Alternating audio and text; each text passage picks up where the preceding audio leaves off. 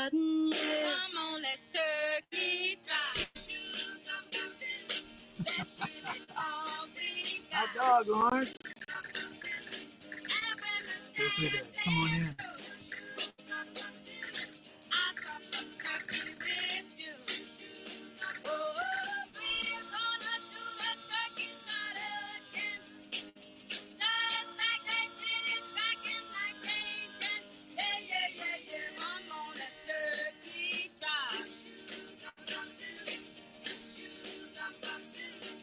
Gobble diddle lip, gobble gobble diddle lip.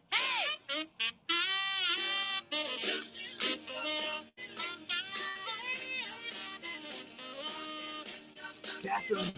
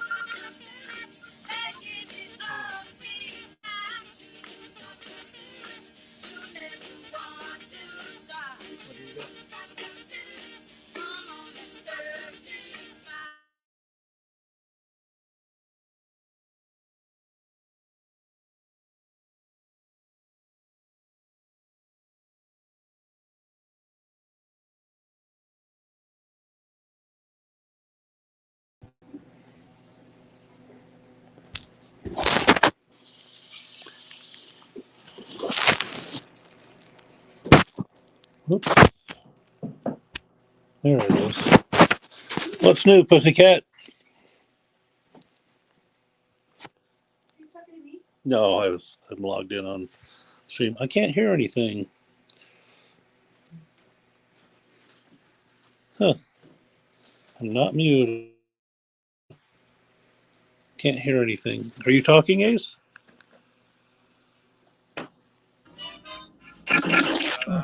Oh, I was on the phone. Hey! I was on the phone. Oh, okay. Hey, Hello. What a great evening to be alive. Yes. Moly. how you going, Lawrence? I am doing well. It's good. It's good. Just turn up my volume a bit. That's better. Oh, look at the kitty cat. You might hear her talking. I know. What's happening in Australia? You know, like just the usual. I've been very busy with a lot of stuff, including, you know, changing over my Victorian license to my ACT license and having to deal with all the cat. I've got to turn something down. I think. Can you just give me a second? There we go. Now we're right.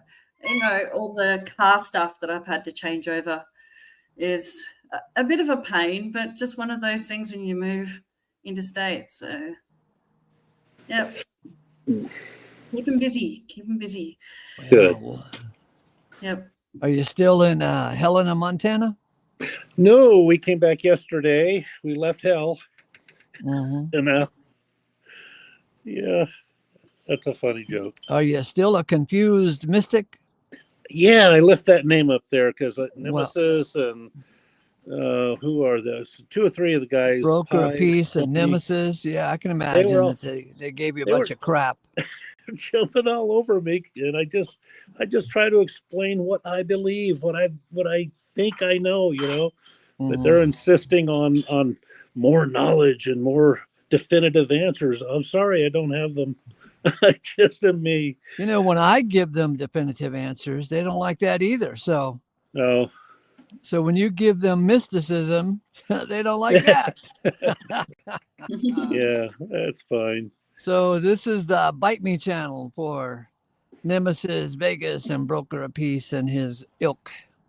Yeah, maybe they hang out in that so-called fight club or something too often, and they got a fight attitude about them.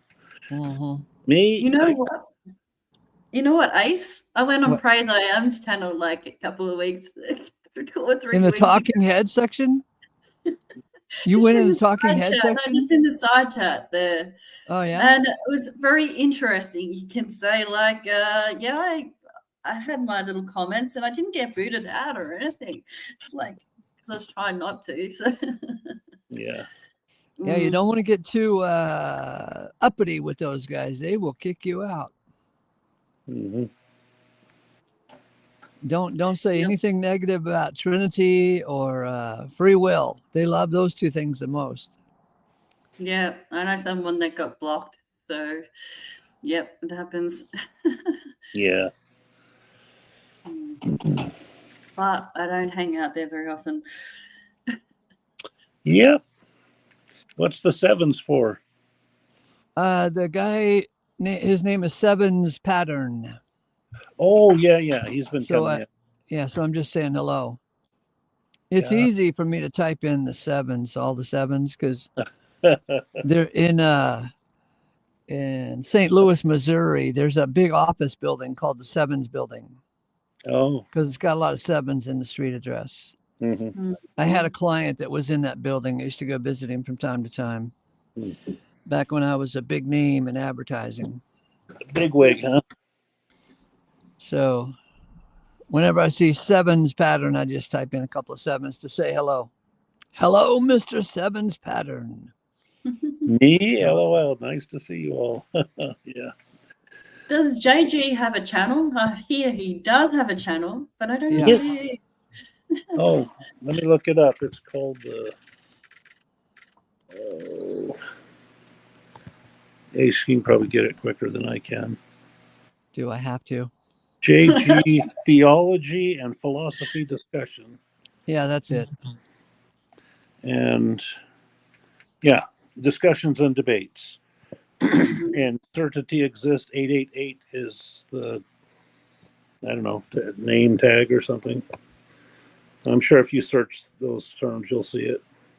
And the icon is just a black dot, so you'll know when you found it. Well, I subscribe to Wild Heart's channel, and he hasn't done it like just so I can put Yeah, the what's happening evangel now? out, a little bit.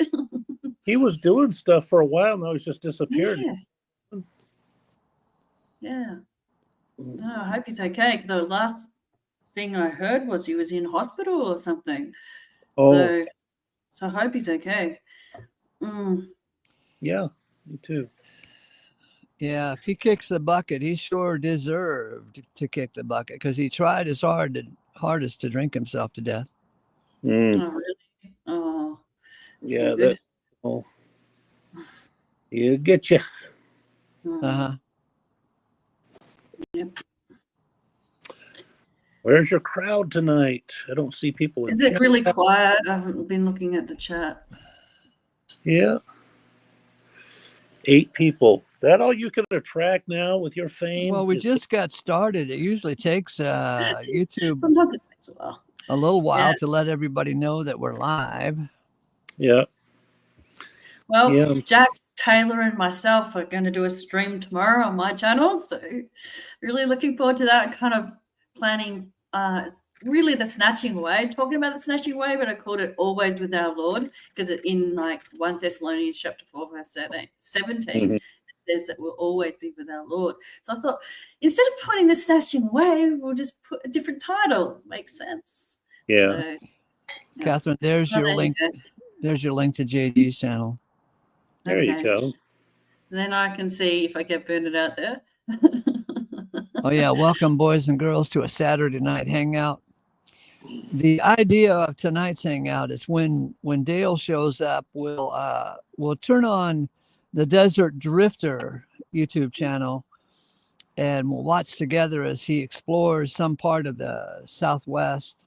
That's weird. Because he likes to go in the Southwest region and find these abandoned cliff dwellings, and places where Indians lived 700 years ago and left pottery shards everywhere. And it's kind of fun to watch him and listen to him think out loud about, bygone civilizations.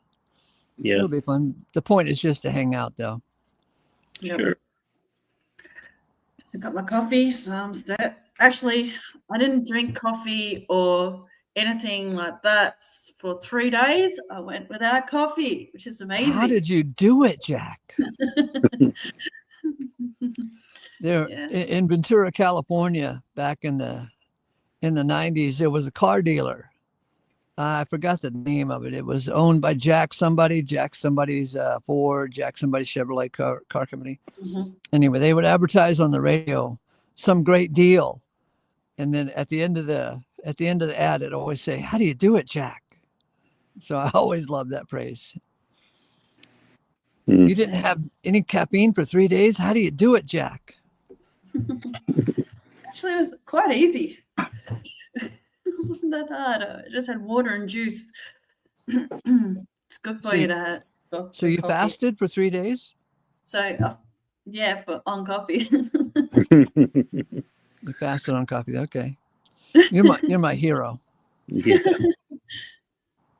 Yeah, and I did intermittent fasting, so I didn't have like breakfast and stuff for 3-4 days. Oh, you ever tried intermittent barfing? I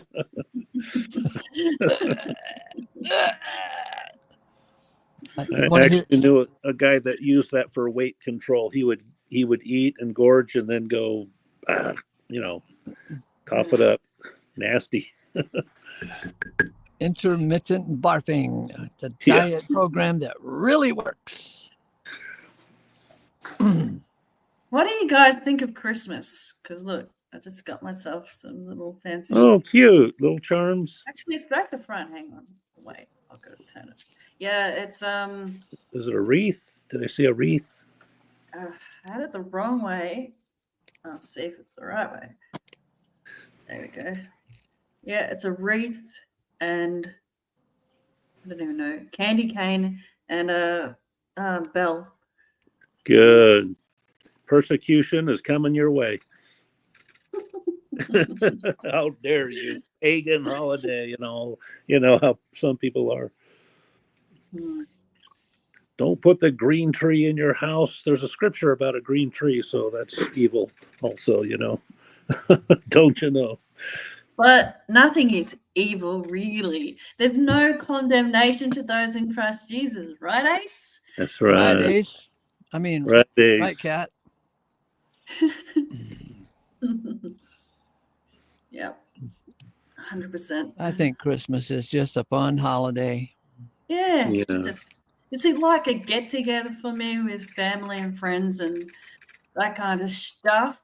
Mm-hmm. And opening presents and yeah, I think that's the fun part for sure. So you guys want to do a Secret Santa? Sure. I'll be all right. So I'll pass out the Secret Santa cards, and you can't tell anybody that all of you are getting a card that says "Get a Secret Santa gift for Ace." You'll get flooded with them. Oh, look, I'm Ace's Secret Santa. Yeah. No, I'm Ace's Secret Santa. No, I'm Ace's Secret Santa. Yeah. Yeah. Bye.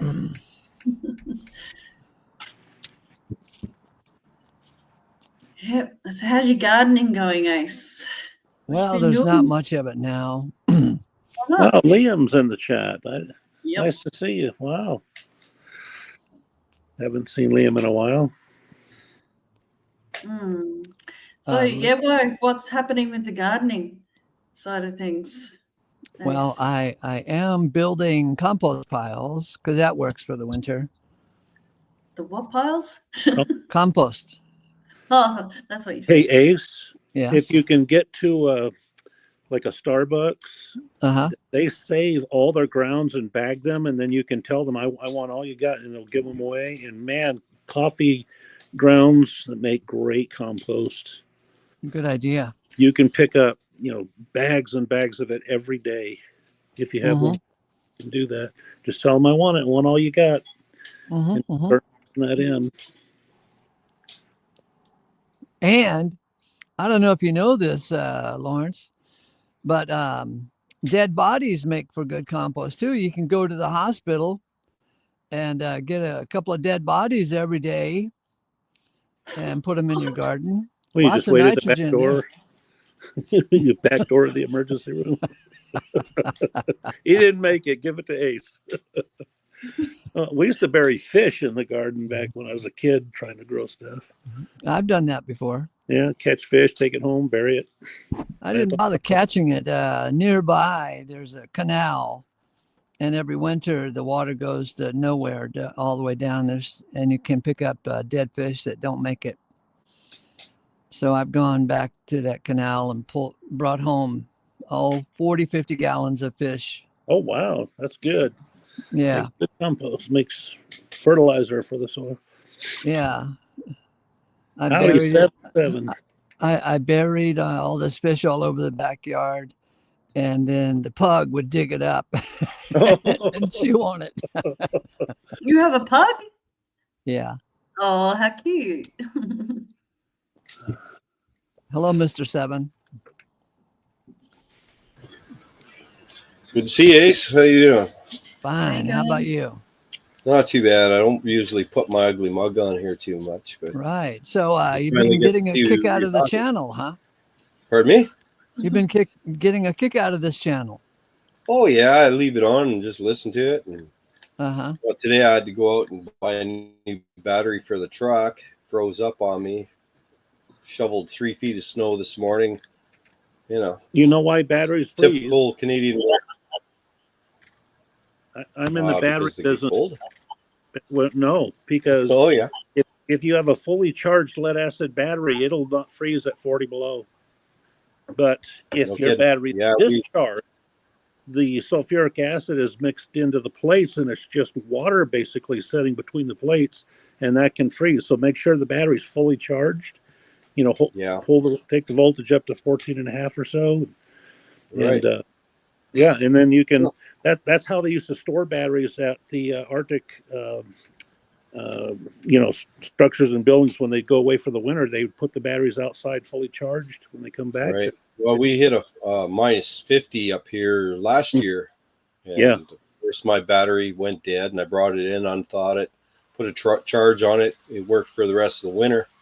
Good. And I guess, once they freeze, they're pretty much done now. Yeah, it damages the plates and Yeah, worked contact. all summer, but this little bit of snow just killed it. So just picked up a new one. And just make sure it's as charged as possible, fully charged. It'll be good. Well, I was looking at those battery warmers, $50 on those.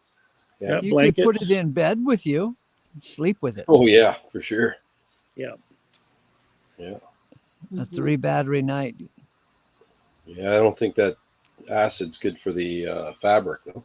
Oh, there's always something. Gotten stupid expensive now. Oh, they are. Yeah. Oh yeah, really crazy. Yeah. Ford Buy a new- F-150 is pushing over 200 up here in For their Canada. starting. Yeah. What was that? Yeah, buying new course. sheets is expensive too. Yeah, that's all right. I'll just get a battery warmer and plug her in at night. So you're in Canada? Yeah, I'm actually only got a little bit of time to spend with you here. I got to go play some music tonight. What do you play? Wonderful. I play bass, I play guitar, do Cool. some singing. So yeah, me and the boys are getting together, and we're actually playing at a bar, the Alamo. Cool. Alamo. Wow. What kind of bar? Pardon me? Just being cheeky. What kind of bar? Part of bar. What? Canada can't understand Australia. No, I guess not. Oh, said but a what? general Aussie accent. It's not like, hey, you going, mate? Nothing like that. Yeah. Yeah. She asked what kind of bar. Is it a jazz bar, a coffee bar? Oh, a it'll whiskey be bar? a bit of country, rock, diesel blues, something like that. Not hard rock or anything, thrash metal or nothing like that. A bar. You'll see- Good old So dance will you there. see cowboy boots at your bar tonight? Oh, there might be a few, yeah. Uh, Yeah. Any biker dudes? 81s, yeah. Hmm. Cool. Will you see some Mormons wearing white shirts and neckties? Oh, not lately. He used to come to my door, and they came in at one time and sat them down. I says, okay, if we're going to talk Bible, we're using the 66 books of the Bible, and that's it. I says, I don't want to hear nothing about this Joseph Smith guy. Yeah. They didn't stay too long. Anyway. Yeah, we have a lot of Jehovah's Witnesses on the streets here in the nation's Yeah. capital. Yeah. Yeah.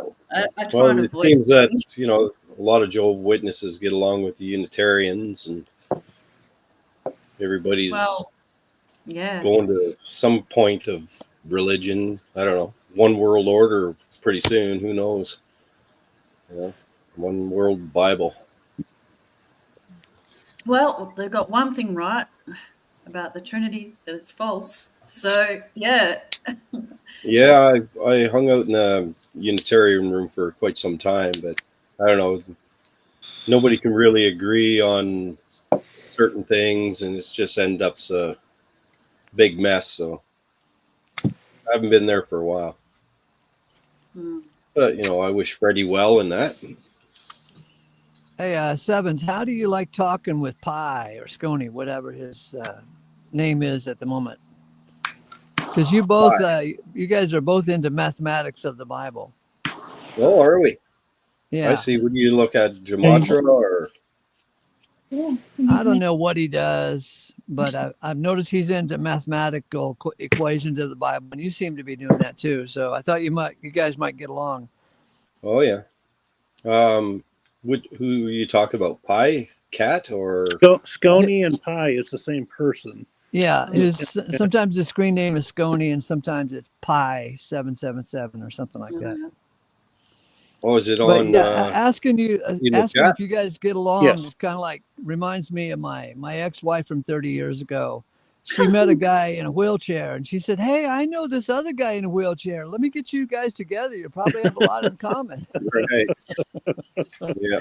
Well, I've been doing a lot of study in the acrostics of Lamentations, and there's some mathematical things going on in there that I seem to really be studying at the time. Looking at the acrostics, doing some translating of the 5th chapter acrostics. I noticed that only 11 of the alphabetical letters of the Hebrew are in there. So Is that bad? Well, I took the alphabet, put it in a line, and just highlighted all the letters that were of that 5th chapter, Lamentations, and there's only 11 of them that highlight. Is that and I good? noticed, the way they're set up, it's almost like a null cipher, because you take it, because it does have the spaces and everything, and I put those letters into a translator, and it says the Father is a man in Hebrew, which I thought pretty interesting anyway. Yeah. But then that gets back to the Trinity and stuff like that. So, I don't tell too many people that. They might not understand. I don't understand it. So you got me. Yeah. Hey, I got something for you. How come you numerology guys never talk about the cross of Christ and what it accomplished? You're always about the numbers and lining up the numbers. And what's so attractive about the numbers? Well, I've actually run into certain numbers, how they produce in the chapter and verses a certain amount of books that have only a certain chapter with a certain verse number. Like chapter 28 and verse 28, there's only 7 books in the 66 books of the Bible that have that particular chapter with that verse. So I've done all the writing down of every one of them all throughout the Bible up to chapter 40, because after chapter 40 there are no 7 books that hold the chapter with a verse. So what makes that so special? Why does that interest you so much? Well, the Old Testament. Does understanding that save a fella? Well, And does it not gives you understanding that condemn a fellow to hell? no, not at all. No, but it does give you things like the cross. There's a particular 7 books that line up in the Old Testament that are only in their own row, in their own particular row, 7 books. So I wrote them down along with their verses, and it actually forms a cross of Kosovo. It's a 2-barred cross, Like but it goes back to the Knights Templars and stuff like that. And I do all the research, and it's quite interesting for me, anyway. Mm. Well, I'm glad you added to me, the Like words it. to me, because it doesn't interest me. I It don't makes give a it crap. thicker. It might be a better spread. I find the cross of Christ way more interesting. Just saying. Yeah, yeah. Well, I've been at it for quite some time, so I can understand why that's interesting. It's supposed to share what was done on the cross for us, And what was done on the the cross blood. for us? Well, it brings us closer to the remission of sin, anyway. Closer? Well, All the they way? say that there's no job to be done after the cross, but I like watching Ace because he points out the idea that there's still sin in the world. Of course, we're justified, and once we come to the faith of the cross of Jesus, we can understand how to overcome those things within our life. Like even 1 John 3:8 says this reason was the reason why Christ was manifested, or the Son of God was manifested, to overcome the powers of Satan. So Yeah. And he it's going to does. happen. We accept him for sure. It's going to happen, we right? accept his teachings in our life. Yeah. So he overcame Satan. Or at least he will. He overcame what? Satan? Is that what you said? Satan. Well, he overcame the powers of Satan. The power of Satan. Yeah. Okay. Yeah. Revelations, he says, just as I have overcome. When you read the 7 churches, you'll come across certain verses that say, "He that overcometh shall eat from the tree of life," and on a stone. Another church will get, "He that overcometh, I'll give a stone. Only he that is saved knows the name," stuff like that. Power over the nations, whatnot. There's 7 of them anyway. I call them promises myself. Mm-hmm. Yeah. Well, sir. Yeah. So, are you a student of 1 Corinthians chapter 15? Am I? No. That's why I watch you. Oh, Yeah. Good Well, one. That's a good Yeah, one. sure. that's a Yeah. nice compliment. Thank you. Yeah, it is. Yeah, I've been watching you. Yeah. I feel sorry for some of your readers, though, when they come on. Because you How's do that? a lot of typing, and I read it as you're typing. I get Uh-huh. to the end of it, and then another guy will come in, and you'll ask him to read it. And, that's a lot to read. You do a lot of work there, Ace, for sure. We'll try reading the whole of Romans. I've done that a couple of times on my shows. And that takes at least over, an hour and a bit to do that, sometimes longer. Yeah. Mhm. Yep. How many times have you read Romans, Catherine? Out loud Only on your show? twice, only twice, I think, on my streams. Mm-hmm. Mm-hmm. So, do you have a favorite passage, Yeah, I like Catherine, from Romans? Yes. What is it? I like chapter 8 of Romans. Chapter 8. What is chapter 8 all about?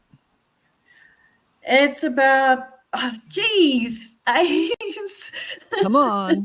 Well, Gotcha. the first verse is like, there is no condemnation to those in Christ Jesus. Now there is no condemnation. And it talks about sin and death, I think, and like how God's making his home in you with his spirit, etc. Uh-huh. That's my rundown of chapter 8. But yeah, it's a great chapter. It's my favorite of all of Romans, I reckon. So, Sevens, have you ever read the book of Romans at one sitting out loud? Oh, I wouldn't say one sitting, but Okay, well, this is your new assignment. Since I am the fearless guru of the Atheological Society, your new assignment is to read the entire book of Romans at one sitting out loud. all right, I'll record it for you. You will?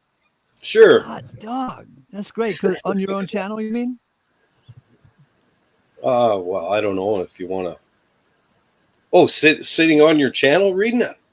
If you want, you can do that. Yeah. Oh, heck. I don't know if I'd have time between shoveling snow. But yeah, It takes I'll me consider about that. I'll it sit takes at me night. about 2.5 hours to read it out loud at one sitting. Wow. Yeah, that's pretty long. So let me tell you the very first emotion that I had when I did that. Mhm. Because I spent 30, 40, close to 50 years in the Christian faith, never having read it at one sitting out loud. Mm. But the first time I did it, oh my God, you know how you're into these puzzles, these mathematical puzzles? Mm-hmm. It's almost like you're a student of the Da Vinci Code, right? Wow. I always suspected that there was some kind of code in the Bible, that I wasn't allowed to figure out, but somebody must have figured it out. Somebody with the Da Vinci Code brain, they must have figured it out. So the very first time I read the book of Romans out loud at one sitting, I closed up the book and I said, wow, this is understandable. It's in English. It's understandable. There's no code here. It all can make sense if you care to read it. Definitely. Yeah. Well, whatever I do with looking at patterns of sorts, it doesn't take away anything that's already been said. I do go back to Greek Strongs and look up words that are matching words, and I do still stay in the lines of what's being said. Yeah, okay. But at the same time, I find particular things that are said that sort of lead me into other things, like even Lamentations. Looking at that, the alphabet order in the Hebrew, because it's an acrostic, it's the first chapter is done in the order of the Hebrew alphabet, each verse. Oh my, that's interesting. Yeah, so the second verse or the second chapter has an alphabetical order only up to the pei and the ayin. Those two letters are actually switched in the alphabet. And I thought, well, what the heck's that all about? And the third chapter does the same thing, and the fourth chapter does the same thing. But I noticed that the letter pei is the 16th letter, or sorry, the 17th letter, but it's in the 16th spot. So those two, ayin and the pei in Samaritan is the word mouth. It means mouth. Even the shape of the letter represents a face with an open mouth. Oh my. But when you read the 16th verse of the second chapter, where the pei is sitting in the acrostic, it actually says, they have opened their mouths against us. For this is the day we have found, we have searched for. Yeah, it's very interesting. And the What third translation do you use? What translation Bible? Masoronic. Really? Hebrew. Yeah. Well, I read. I have an online Bible that shows the English on one side and the Hebrew on the other for the acrostics when I'm studying that. But yeah, I pretty much go to different Bibles and look up.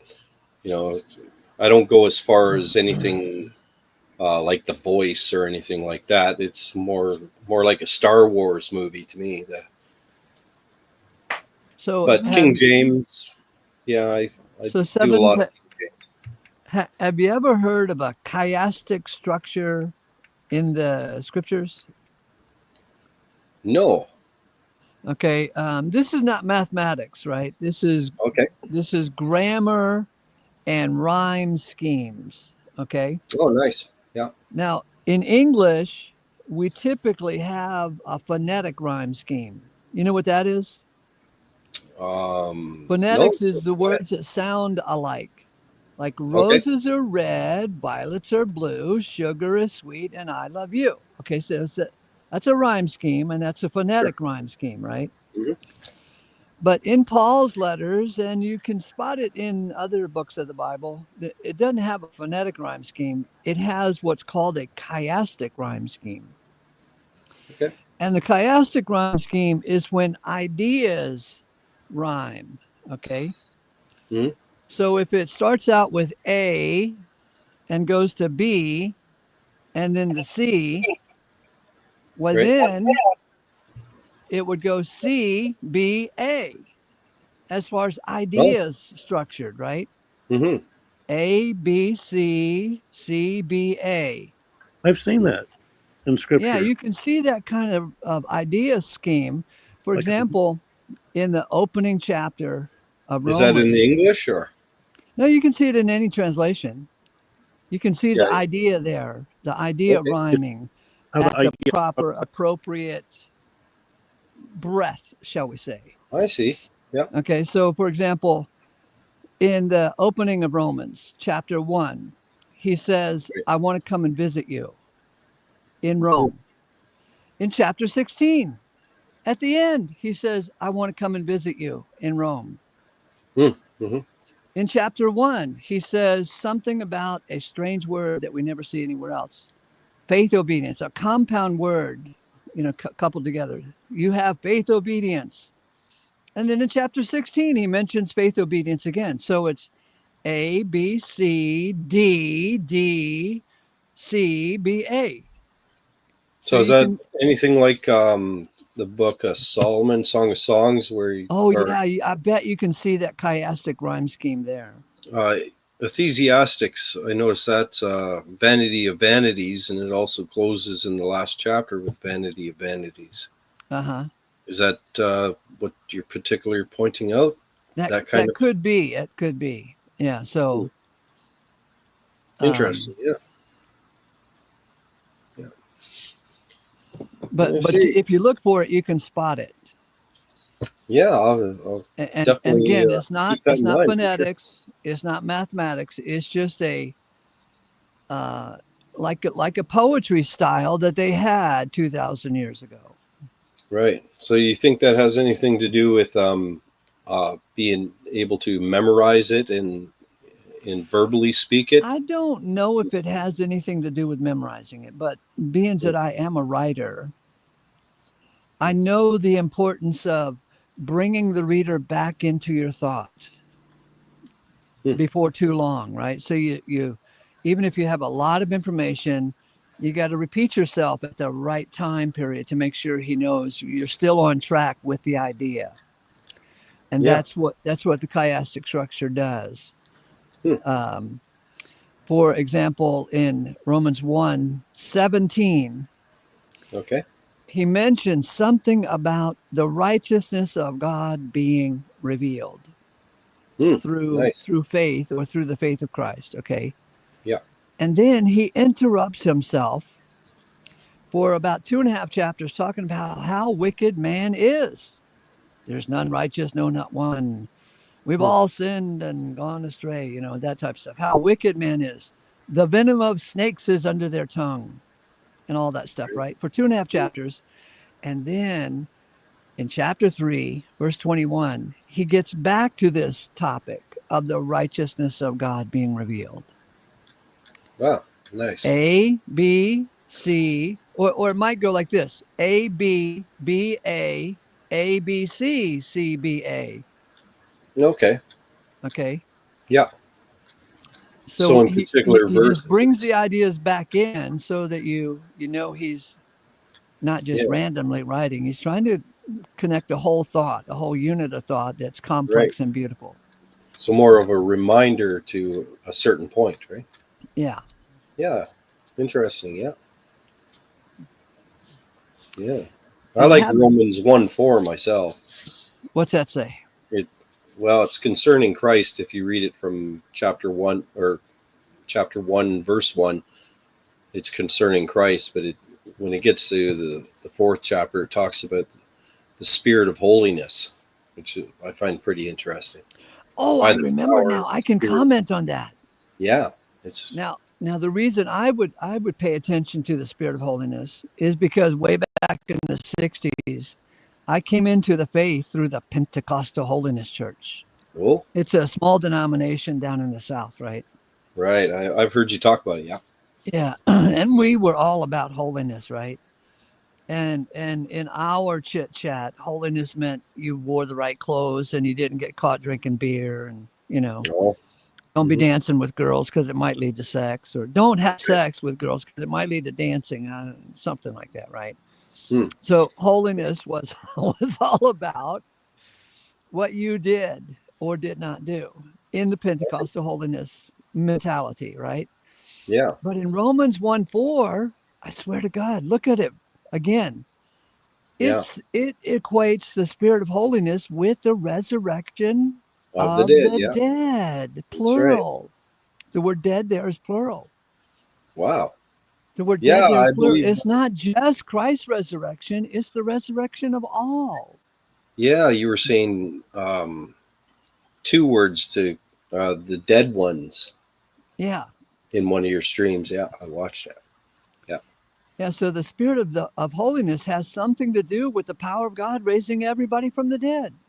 That's right. It has nothing to do with meeting, Yeah. I tell you, to show you how the holiness church operated back in the 60s. I came to church, I'm all of 17 years old. I had a Coca-Cola in my hand, right? I sat down on the pew, and the holiness woman sitting in front of me, she turns around and she says, "How dare you bring that Coca-Cola into this? This is the house of God. Wow. This is the house of the Lord. How can you bring a Coca-Cola into Yeah. the house of the Lord?" Hmm. That was their mentality. It's what you Yeah. do or do not do. That's the spirit of holiness with those guys. So imagine my thrill when I read verse 4, Romans 1:4, to see that the holiness of God has something to do with the resurrection of all the dead. Yeah. Nothing to do with me and my Coca-Cola sitting on the church pew. Yeah. I kind of like looking at the questions too. Like the one of the first questions of Job, and the first or the sixth chapter has a question at the very end when the six seals open, and that talks about those who'll be able to um, basically overcome the wrath of God, not word for word, but who are those that are able to stand. And then when you get to the sixth chapter, I believe, or the seventh chapter, I believe it gives you an answer, because the wrath of God is known as the Great Tribulation in chapter. And those who have come out of great tribulation have washed their garments in the blood of the Lamb, which is, means a lot to me. Uh-huh. Yeah. So according to this verse 4 here, the resurrection of all the dead is what proves that Jesus really is the Son of God with Right on. power. Yeah. So if the dead remain dead in their sins and don't Yeah. get saved, well, then he's not really the Son of God with power. No. No. Even the justifier of them, so that they are just. I believe that's in Romans. Uh-huh. Yeah. Yeah. I'd have to open up a couple files myself, but I see that you got plural there. That's Yeah. awesome. Yeah. Yeah. So it's not just talking about him then being No. resurrected from the dead. It's talking about all those that come out of sin that are alive in Christ. And all will be brought out of sin and find Hey, themselves alive in Christ. right on. Yeah, that makes a lot of sense being plural. I'll keep that in mind for sure. When did you write this one, this file? This is just the book of Romans. I just pasted it in, and sometimes I make notes on the side or highlight Right. certain things. Yeah. When did you create this study here? I don't know, 3 years Well, ago. yeah, I wouldn't have thought. 'Cause I've been keeping up with you a little bit. I don't say much in the chat. That's only because I'm reading or just listening, right? Uh-huh. Making a coffee here and there. And yeah, interesting stuff. It's nice to observe other people's details of the word because, it points us in different directions. And, we got to consider these things, eh? For sure. Yes. Yeah, totally agree. But yeah, I'm going to go get a bite to eat, and I got to be there for 7 o'clock. Already got the equipment set up. The other guys set it up, so that's pretty good. Well, it was nice But, of you to visit. Hope you have a great session. Pardon me? Hope you have a great jam session. Yeah. Well, so I don't drink, so I'll probably be the only one driving everybody home tonight. Being a diabetic and all, and taking pills and whatnot. So Designated driver. Yep. Yeah. Yeah. Well, very nice meeting you guys, and I'll watch the stream, see what you guys have to talk about and discuss on here. I find it pretty interesting when I get home. Okay. All right. Nice You to guys meet have you. a good night. All Yeah. right. Nice meeting you both. Yeah. Hi, Greg. Bye. How you doing? I'm doing wonderful, man. I Okay, made it have a all the way through the day until now. Oh, well, Aren't we now it's the lucky? start of a new day. Talk to you It's guys. almost a new day. Bye now. Bye-bye. Bye-bye. It's good to listen to you. Hey, Greg. Hey, Lawrence. Hey, God is good. He always has been. He always will Yep. be. Yep. Wish everybody knew it. They will. Yep. In fact, will. God is good always. Yep. Everybody's going to know it by the end of the story. What is wrong with you, you mystic, you? Yeah. What is wrong with you? How come you don't see eternal hellfire like I see eternal hellfire? Because I'm a broken mystic. Need repaired. I like Greg, I like your icon. It's cute. Oh, is that what that is? It's some type of Is- caterpillar. Isn't it from a movie or something? It's a praying mantis, and he's happy. Oh, Oh, smiling. cool. I love Hey, it. guys. Those are such neat bugs. Hello, Dale. Hi, Dale. Oh, How are you? I'm glad you woke Good. up this morning. Yeah. I'm sorry. Say that again, Greg. I said, I'm so glad that you woke up this morning. You know, those people from Michigan, they don't get up very early in the morning. because it's Yeah, cold. you know what? No matter what time you wake up, that is the best blessing of the day. It is. You won't get another better blessing all day long, because if you don't wake up, those other blessings won't count. But the only other blessing could be better than waking up is if our Lord comes back and takes us out of this day. And one day that's going to happen. Yep. Can't wait. But every day I wake up saying, thank you for letting me come back for another day. And the fact that I get to wake up feeling as good as I do is just a blessing upon blessings. Mm-hmm. I wake up every morning thinking as I can't remember the character's name in Bill Murray in Groundhog Day. Oh, yeah. Mm. I keep thinking it's snatching away Eve. And every morning it's like, oh, again. That's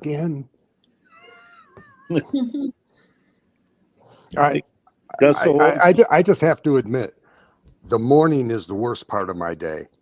I feel awful every morning. I'm serious. I typically have a pretty decent headache, and I you know what? Oh. I don't want to be a Debbie Downer, but that's just the way the day goes for me. I feel like shit in the morning. So, Yeah. man, you guys that feel great, more power to you, man. That's cool. The difference is maybe between you and me is I've had a death sentence on me. I shouldn't be here. The doctors are amazed. I'm not in their book. I shouldn't be in their office, much less carrying a 15-pound tank of oxygen. Mm. But yet here I am. By the It grace isn't, of it God. isn't them that did it. It isn't me that Mhm. did it. God wants me here proclaiming the truth of the evangel. Yeah. That's the only reason I'm here.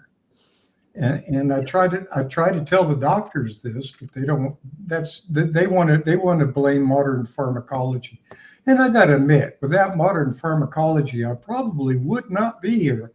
But my doctor told me, he said, the medicine we're giving you doesn't work on anybody else like it's working on you.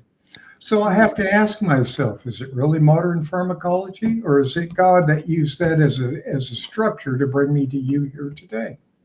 Yeah. All is of God. Yeah. Indeed. How dare you? I'm just I am just way too solipsistic about this thing. Right? Are you better now than you were 10 minutes ago, Dale? About the same. The first 3-4 hours of the day is kind of rough. It gets better as it goes on. But do you grow from day to day? Even if I don't recognize growth, I'm sure everything that's been happening is multiple dominoes having been established that are doing their thing. Mm-hmm. So you're going to become what you were meant to be. Oh, regardless of everybody's everything going. else. Everybody's going. Okay, so Whether they realize it or not. Go if ahead. I may, Isn't that a wonderful thing to rest in? To Sure. know that you're going to be what you were meant to be, regardless of anything you could do to change it or anything Absolutely. anyone else could do to change it? Absolutely. Mm-hmm. all right. Absolutely. Now for a totally change of pace. All right, the next Mm-hmm. time you guys go over to JG's channel, since he's wanting us to accept responsibility, okay, that's what he wants us to do, right? Because we're universalists, and he accuses us of not accepting responsibility. I thought we could dogpile over there on JG's channel, and each of us say, I accept full responsibility for where the universe is right now. Blame me. Don't blame Adam. Don't blame God. Blame me. I'm responsible for all of this stuff. Me. Yeah. We've been having fun, Dale, since while we were waiting for you. Well, I was watching. Oh, you were? Okay. Excuse me. Yeah. Give me a sec. Give me a sec. Yeah. Let me introduce this video. It's a wall on a guy's property, right? He found it, and You know about this? yeah, scientists don't know whether it's natural or Ah. debate. Okay, so this is an episode from the channel called Desert Drifter, and Desert Drifter goes out in the Southwest, in the desert and the mountains area, and he hikes around sometimes for days at a time, looking for old Indian sites where Indians used to camp out or live or have a tribe of 200 or more people in their family, and he finds pottery shards. He finds cliff dwellings and stacks of rocks to make a room right up on the cliff, and sometimes you got to hike up into the cliff, almost being like a cliff climber. And he figures that was a safety feature, so they wouldn't get attacked by another tribe or something. But his episodes are pretty friendly. He's very gentle with how he speaks, and he doesn't make any outrageous claims. I really enjoy his channel. And on this episode, he goes over to Montana because apparently in Montana they found this wall, this really thick and tall wall, and nobody can figure out whether it was natural formation or if some type of humans created, or maybe giants created or something.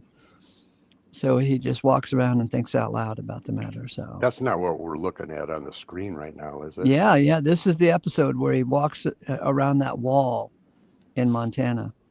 Well, it certainly looks man-made to a It degree. does to me too, right? What's going to cut those shapes naturally? That doesn't I know. look natural.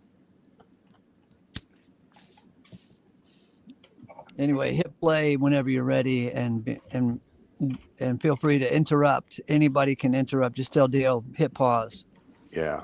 and we can talk about how little we know about our history in this, because it is true, supposedly, that Columbus sailed the ocean blue in 1492. But it's also true that they have found Gaelic writing down in Arizona and New Mexico. It's carved into stones. Gaelic, that's from Ireland before 1492. And there's some evidence that the Chinese had settled on this continent before Columbus ever got here. And there is some evidence that there was some Egyptian stuff going on this continent, in the Grand Canyons, which is roped off now, guarded by the military. And let's see what else. Oh, yeah. Since Dale lives up in the Michigan area, there is a mining operation in Michigan that produces an ore that has X amount of silver and X amount of copper in it. And this combination of silver and copper is what was used to make the bronze shields and the bronze swords of the Bronze Age. When was the Bronze Age? I don't know, 2,000 years ago? That sounds like Copper Harbor. Yeah, and In the it UP. turns out that it's that Michigan copper mining operation, turns out that's the only place in the whole earth that has that type of ore that has the exact amount of copper and the exact amount of silver that was used during the Bronze Age. So during the Bronze Age, there must have been a mining operation there, and a free trade market of some sort, where they hauled all this ore into the Mediterranean and used that ore to make bronze shields and bronze swords, and thus the Bronze Age. So my point is, what the hell do we know about our own history? Exactly. Yeah. Didn't they trace that to the Phoenicians? Say that again, Greg. I said, didn't they trace that to the Phoenicians, that they alone had the technology to navigate the oceans and transport that much cargo across the oceans? That could be true. What the hell do I know? What do we know about the possibility of, what's that called, Pangea or something like that? Yeah, Pangea. Trattoria? Where at one point in time, the thinking was all the land masses were together. Yeah. It wasn't until possibly Noah's flood or something to where they broke apart. And now we have these big oceans dividing continents where it used to be just one landmass. Mm-hmm. I think it's called Pangea, but I could be wrong about that. But I don't know. Anyway, okay. Okay. Are you looking that up? Somebody looking that up? I thought. Not me. Okay. Ready? Uh-huh. Raise that, go. Go. Is this wall evidence of a lost civilization in North America? Is it evidence of ancient architecture never before discovered in the United States? Wait, did you see that? What is this? Is that's part of it? No, that might be from down in Mexico, because he's comparing. Yeah, he's comparing the two ideas. Comparing the two ideas. Okay. The wall in Make- Montana with the wall in Mexico. Oh, okay. Evidence of ancient architecture never before discovered in the United States. Some believe it is. It's known as the Sage Wall, and it's located in the Rocky Mountains of Montana. It's quickly gaining recognition, with YouTube accounts and popular media personalities like Joe Rogan commenting on it. But it's not just another online conspiracy theory. It's gaining attention from professionals across the world, and in fact, a significant scientific investigation into this site was just completed. The results are still pending. The question everyone is asking is this just a natural, albeit bizarre, geologic formation? Or is it a complex, human-engineered phenomenon with connections to other ancient structures throughout the world? The answer to this question could rewrite history as we know it. That's where I come in. I'm no professional, but when I first saw pictures of this site months ago, it immediately reminded me of some strange geologic areas I have encountered in my travels. Maybe the Sage Wall was just another one of those. Or maybe it was far, far more significant. I knew I had to see it for myself, so my wife and I set out to explore the Sage Wall and these other mysterious sites in an attempt to contribute to this ongoing search for the truth. This video is documentation of what we found. Hey everybody, it's Andrew And Evelyn. with Desert Drifter. Thanks for tuning in. All right, we are heading towards this wall. I really have no idea what to expect up here. This site sits on private property. The land is owned by Chris and Linda, both wonderful people. They had owned the land for years before they stumbled upon the formation, now known as the Sage Wall, in 1996. They thought it interesting, but didn't fully grasp its significance at the time. When they found it, it was buried under deadfall from dozens of pine trees. Word of this formation has slowly gotten out, and here we are today. Here it is. Wow.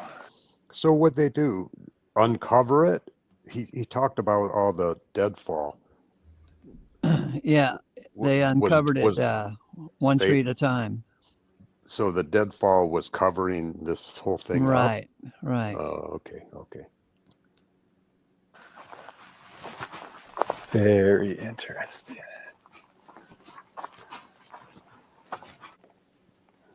Look at Wow. the size of some of those blocks. Yeah. Trying to take the whole thing in. So you'll see this little like rope Okay, fence stop down it, here. stop They it. just don't want. And back it up like 10 seconds. Wow, look at that.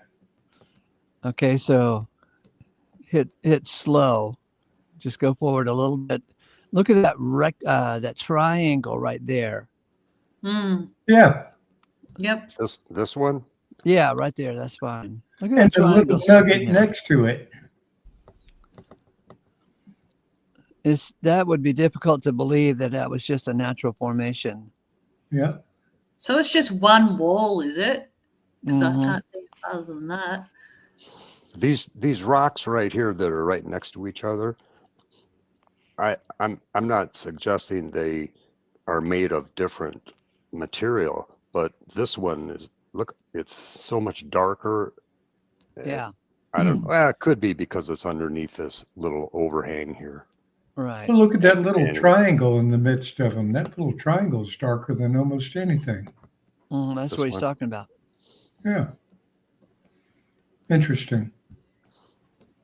Looks You know like- what would be interesting?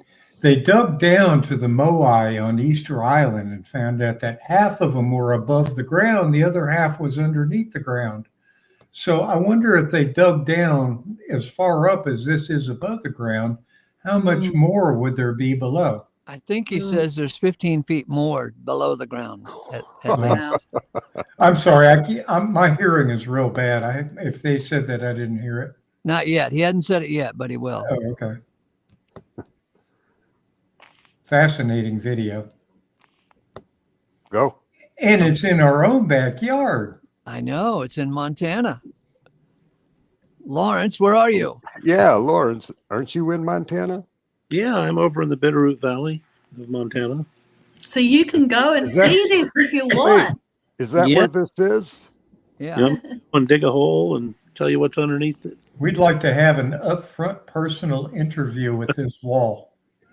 That'd be cool. It'd be a fun. It'd be I a gotta fun. go get some water. I'll be back. Hey, Catherine, Yes. in my backyard, see, I'm not quite in Montana, but in my backyard, I dug it down a little bit Yep. and I found proof of a miniature race of people with long blonde hair and nice boobs. I sent it off to the Smithsonian Institute and they said, this is just a Barbie doll. Stop messing with us. Oh my goodness. Okay, I'm sorry. Hit play. Okay. Trying to take the whole thing in. So you'll see this little like rope fence down here. They just don't want people pulling on the wall or touching it. As visitation is increasing, the landowners are having to balance public access along with protection of the actual site. I'm here kind of trying to take it all in myself, as well as think about what kind of shots do I want to get, what do I want to show you guys. I think my overall strategy for this place is to try to get as much interesting footage as I can, obviously do some narration, but I really want to allow you guys to draw your own conclusions, sort of see it firsthand like I'm doing today. Now, I will say one of the things that immediately jumps out to me is this 90-degree angle over here. That is certainly a unique split there. Now, one of the things I was most curious about seeing in person involve these crack systems through here. Now, as a climber, crack systems in rocks are pretty familiar. You get used to looking at how wide they are and determining, what kind of gear you could place in it to protect yourself. Many of the crack systems are quite wide, pretty common to what I would see at any rock climbing area. But there are some, like this one down here, that are incredibly tight fitting, I have to say. Some of the ancient walls that have been documented in the world are so tight-fitting that they confound us even today. Now, I'm not saying that a wide crack definitively means it's natural, but tight-fitting blocks would certainly provide compelling evidence that the Sage Wall was human-engineered.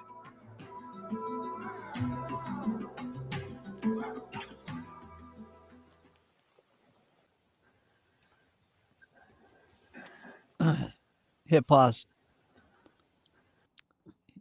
So it was human engineered before there were engineers, and there were no college of engineers.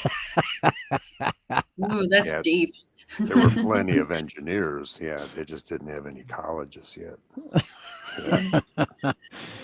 I had a friend one time who he was an engineer in his own right. He would build a lot of stuff, houses and whatever. Anyway, so he said that years ago, he spent time at a job site watching these engineers build a nuclear powered, dome, that big thing that lets off the steam for the nuclear powered plant, Yeah.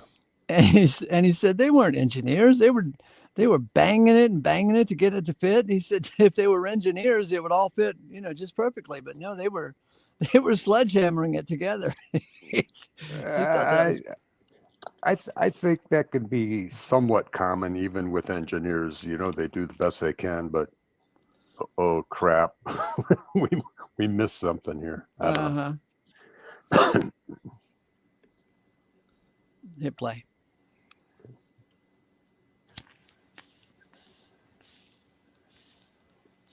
This is another thing kind of interesting. It looks like there's a big block, big chunk missing out of the wall up here. Now, where this chunk ended up, is it one of these rocks down here that's now just buried under soil? It's hard to say. This is a good opportunity to note that significant amounts of this wall could still be buried. As it is today on the property, the formation runs about 275 feet long and is 24 feet high at the tallest point. Initial ground penetrating estimates are that the wall could stand another 10 to 15 feet higher if it was excavated. The largest block in the wall has been estimated at 100 tons. If that's accurate, that would make it larger than any stone in the Great Pyramids. What's that, Evelyn? This is kind of an interesting feature here. You're right, I haven't really taken that in. So this seems like it would be another 90-degree angle. Obviously, there's a chunk that is broken off here. But again, just like the other one down there, it's kind of an uncanny 90 degrees, huh?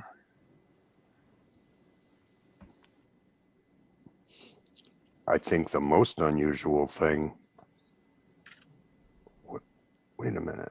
But again, just like the other one down there, it's kind of an uncanny. No, I got to back it up more. Okay. This is the thing that I find weird. Two separate rocks, but they have this deal, this cutting. Yeah, whatever you call it, cut into it here. I don't know. Looks. Why? Why is it cutting? They were carving in a room, and then they got fired because it was an argument between the labor union. Yeah, it was a labor union strike, so they stopped digging. That was the fireplace. Oh yeah, the fireplace, right? Yeah. And the contractor said, "I'm sick of this." After he got his deposit. Taking that in. So this seems like it would be another 90-degree angle. Obviously, there's a chunk that is broken off here. But again, just like the other one down there, it's kind of an uncanny 90 degrees, huh?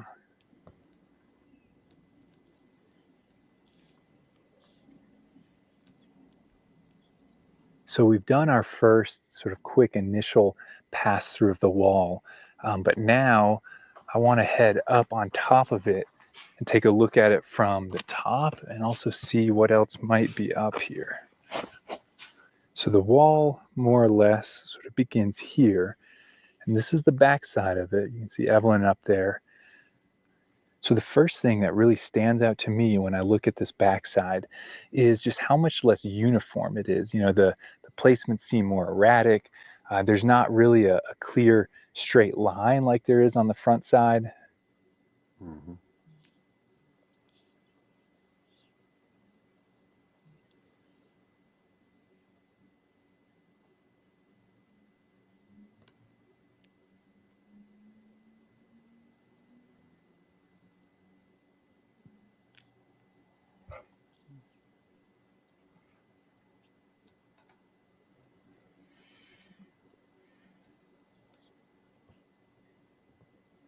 Now, one thing I do notice on this back side that I didn't on the front side are these sort of knobs here.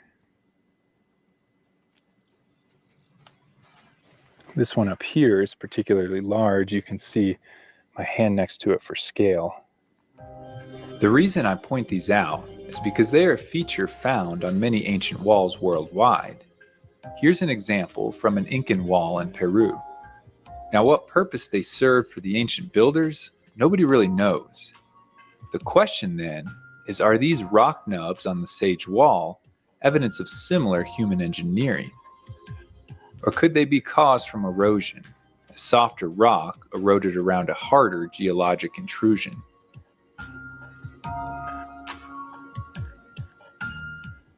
Now, something some people have noted about this site is there's a very high concentration of some kind of metal in these rocks. And that's evidenced by, a magnet sticking to those rocks. So Evelyn's going to do the honors. So we brought a little magnet with us. Here, let me flip it around. Okay, you want to do the honors, Evelyn? Yes, I do.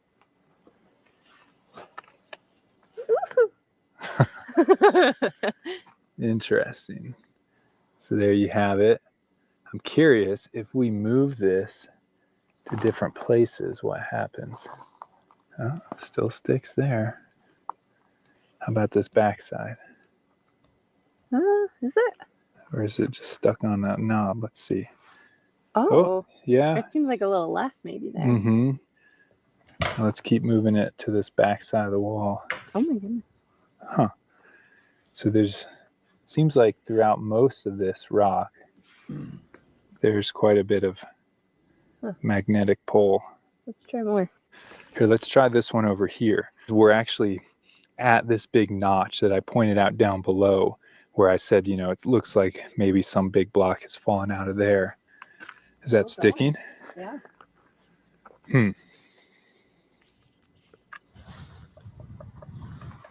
That almost sounds hollow. Now I'm curious if we take this, how much of the wall exhibits those characteristics. Like, let's come down to this next block. Yeah, still sticking, it seems. Now you might be watching this and saying to yourself that magnetic pole has no connection to a structure being man-made or not. You aren't wrong. Having minerals and metals and rocks is nothing uncommon. After all, there's a thing called mining, where we get the things we want out of rocks. But let's use this as a chance to talk a little bit about the rock that makes up the Sage Wall and the surrounding area. This part of Montana is known as the Boulder Batholith. The rock exposed at the surface is granite, believed by geologists to be 75 million years old. Rock, and the specific type of granite, is not confined to the Sage Wall. It's scattered around the landscape for miles. I think that's important to emphasize, because otherwise you might have the impression that this wall rises up out of nowhere, that it's the only rock around for miles. But that's definitely not the case. This is drone footage of the surrounding area, and you can see how much of this granite is here.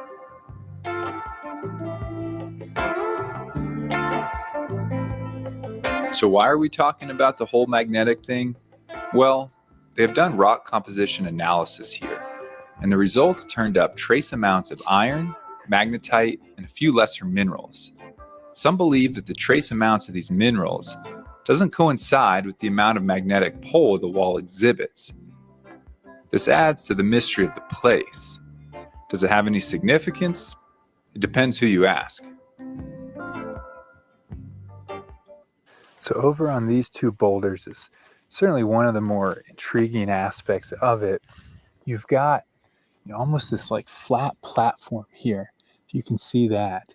It's covered up now with lichen and whatnot, but you can still see the surface of that rock and how flat it is.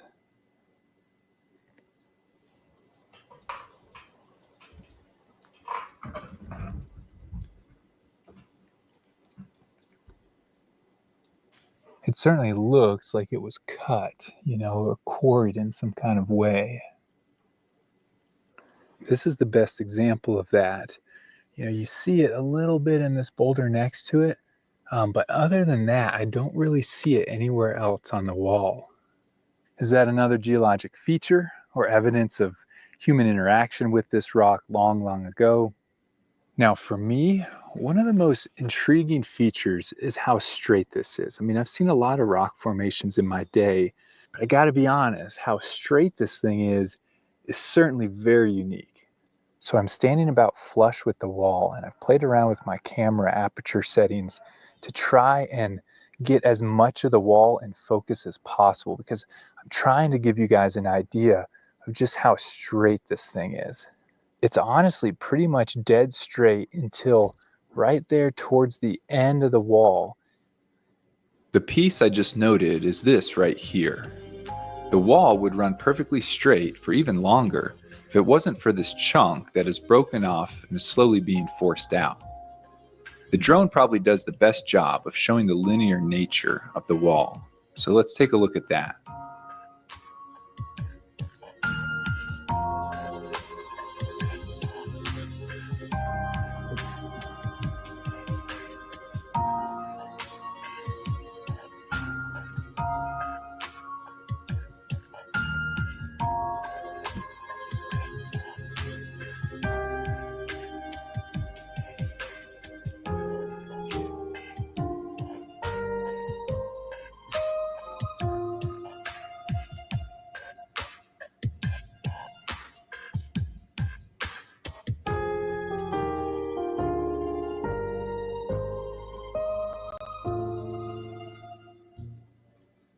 One of the theories that I'm personally pretty interested in exploring today is whether or not this was a geologic and mostly natural geologic feature that has perhaps been altered in some smaller ways by human hands over the course of time. This line of reasoning would say that this geologic feature was already in place, and then it was recognized by ancient peoples, given significance, and then modified in some smaller ways, possibly to make it appear more straight or by carving various features onto it. What might have been so interesting about this place to ancient people? One possibility is its alignment to astronomical events. The field of archaeoastronomy is certainly gaining more recognition in the 21st century as we realize how connected people were to the heavens. Before I visited, I heard that this wall was aligned with the sunrise of the winter solstice. I thought that was a big claim, and there was no evidence given for it, so I wanted to figure out the wall's orientation in person. I put the drone up and got out my phone with the GPS app I use. I oriented myself to the north and then aligned the drone.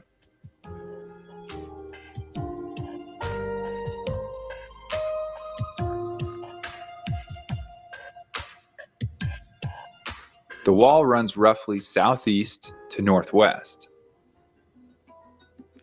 I've got to be honest, this is where things get a little spooky. I pulled up the sunrise direction for the winter solstice for this part of Montana. It's 124 degrees southeast. Here it is lined up. I thought it would be in the ballpark, but not nearly a perfect match. It got me thinking. Could the other side of the wall also be in alignment? I pulled up the sunset direction for the summer solstice. It's 306 degrees northwest. Okay, Now, I I'm getting admit, spooked out. I haven't done a perfect scientific experiment. This is spooky, and he said it was spooky. Spooky. Okay, my Nope. question is, who built this wall and what destroyed it? And what purpose did they build this wall? Were there houses attached to the wall? Was there a city on either side of it? My initial thoughts, which who the hell knows, was for channeling water Oh, yeah. runoff into a reservoir or something for a city. So it was an aqueduct. Possibly.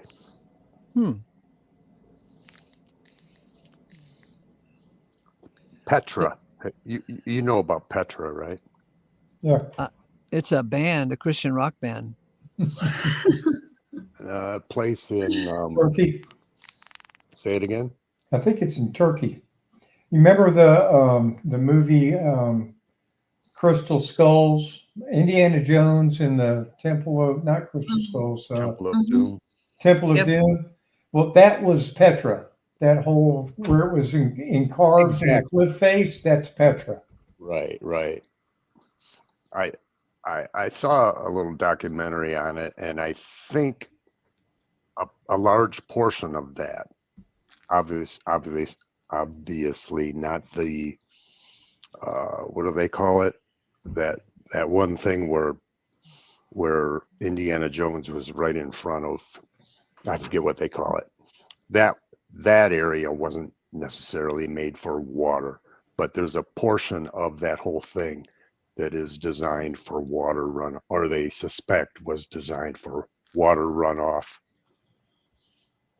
or not necessarily runoff, but to capture water and to channel it where they wanted it to go, whatever. Anyway.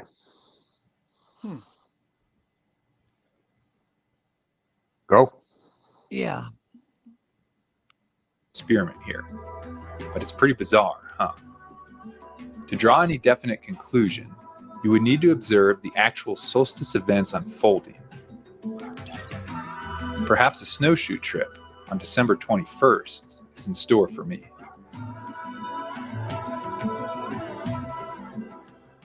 So there's a channel of sorts that kind of runs between this wall, the main wall on the left.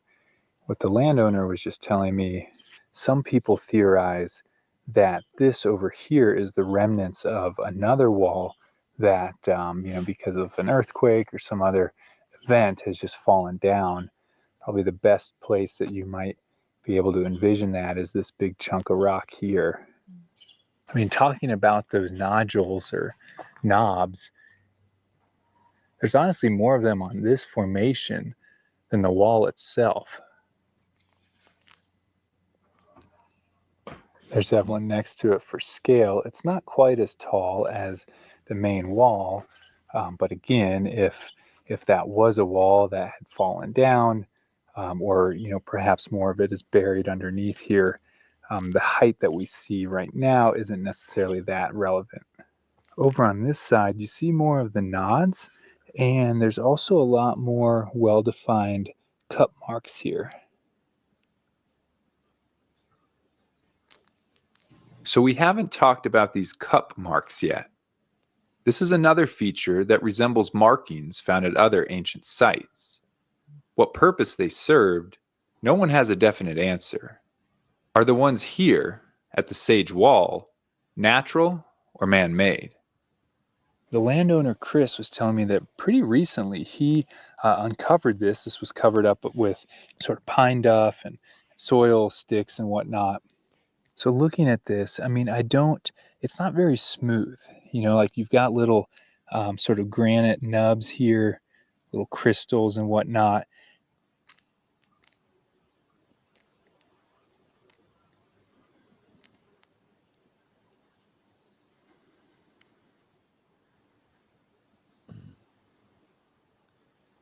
The most obvious portion of the wall is right here, but the landowner was telling me that it actually continues on quite a bit further. It's just, hasn't been cleared out. There's tons of deadfall. It's buried under soil and pine duff. But it's interesting and important to remember that, what we're seeing with our naked eye isn't necessarily everything that's here.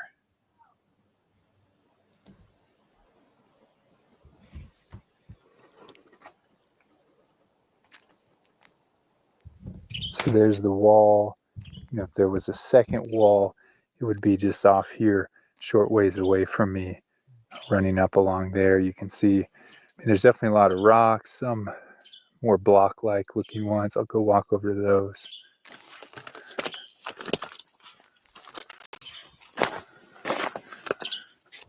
Over here, it's generally what we might just call a rock garden, big boulders all tumbled up on each other.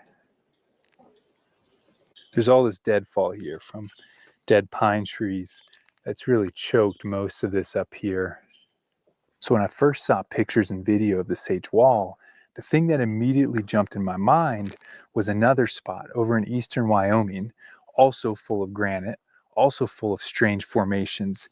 So I knew that when I was planning this trip, not only would I have to come see the Sage Wall for myself, but I would also have to pay a visit to the spot over in eastern Wyoming and see, can I find similar features there that I found here at Sage Wall?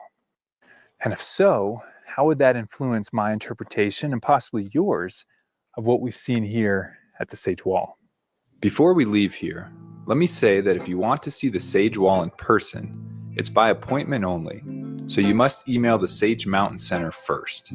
I'll put a link to their site below. Please remember, this is their home. They have already had random helicopters buzzing their house and strangers showing up in the middle of the night. Let's not forget to respect their privacy and time as they adapt to the sudden attention the wall is bringing. So let's jump in the car, drive a few hundred miles, take a look. So our main mission today is to check out this spot and see, can we find the same types of features and characteristics that we saw at the Sage Wall here hundreds of miles away? Hope he's got his magnet. The question I'm hoping to shed some light on today is, how unique are the features found on Sage Wall? While researching, I saw some sweeping assumptions and analysis of Sage Wall as basic as Granite doesn't naturally do these things, but with no evidence or further explanation given. So is it really that simple? I've seen rocks and the forces of erosion create some pretty bizarre things. So we're going to take a closer look. That's crazy right there. Look at that sucker sitting up there. That's hilarious. Somebody designed that. You think? Yeah. What you got there, Evelyn? There's just a giant hole in this rock. Yeah, and there was some rain last night, so it's collected some water. Let's give you guys an idea.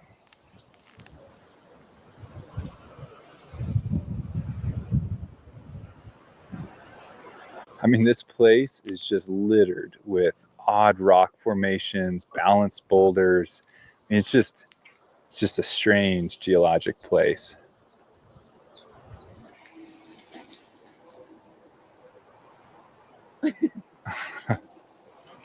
Can you get up there, Evelyn? I think I could.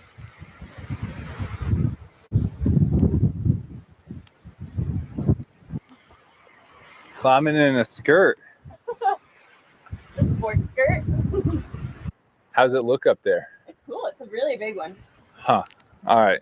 Can I pass this to you? Actually, I think there might be another up there.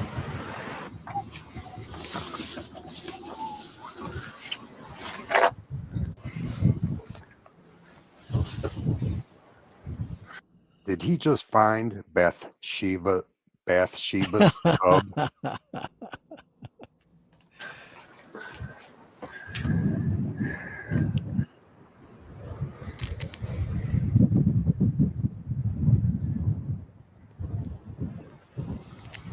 So this one's getting closer to sort of a clear circle. There's one back there I wanna look at.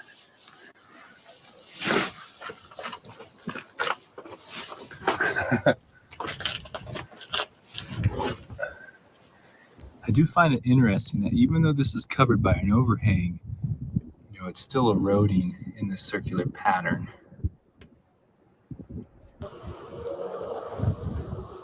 Check that So out. over here on this side, you've kind of got these eroded divots in the side.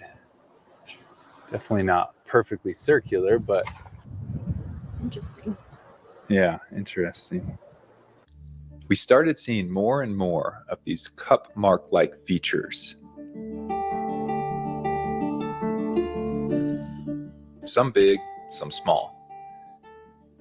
Here, the local term for them is solution pans, and they're formed through freeze-thaw cycles as water collects in these impressions. With it raining the night prior, we have a great visual for how that might happen.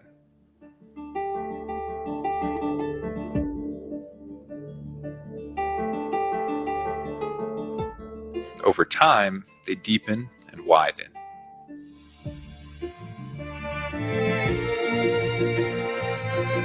In examining them, I saw no difference between these and those at the Sage Wall.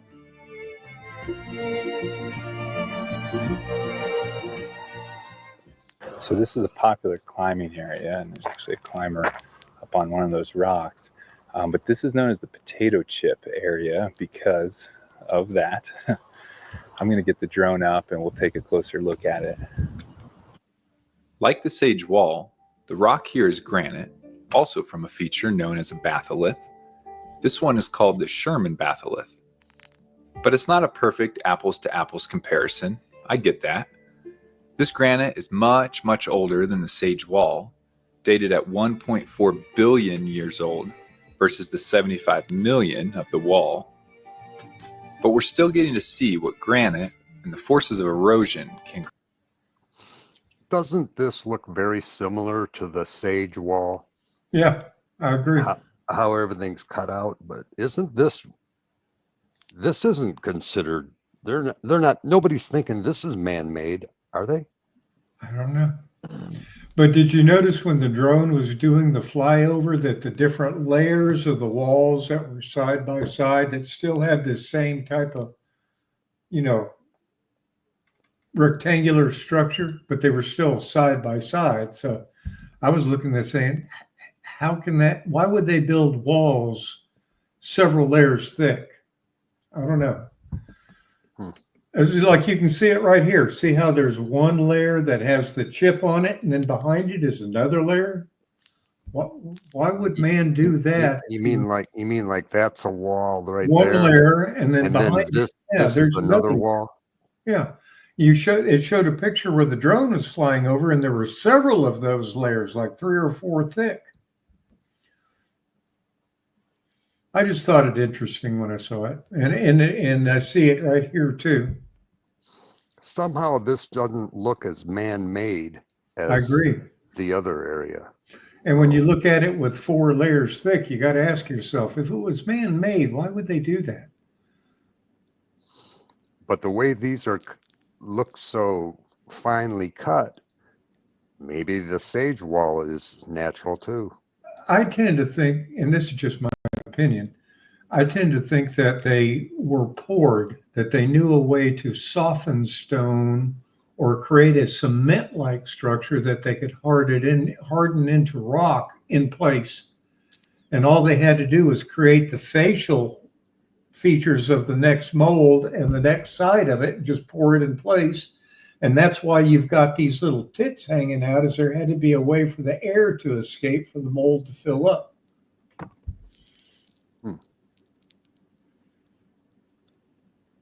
I'd love to know how to soften stone.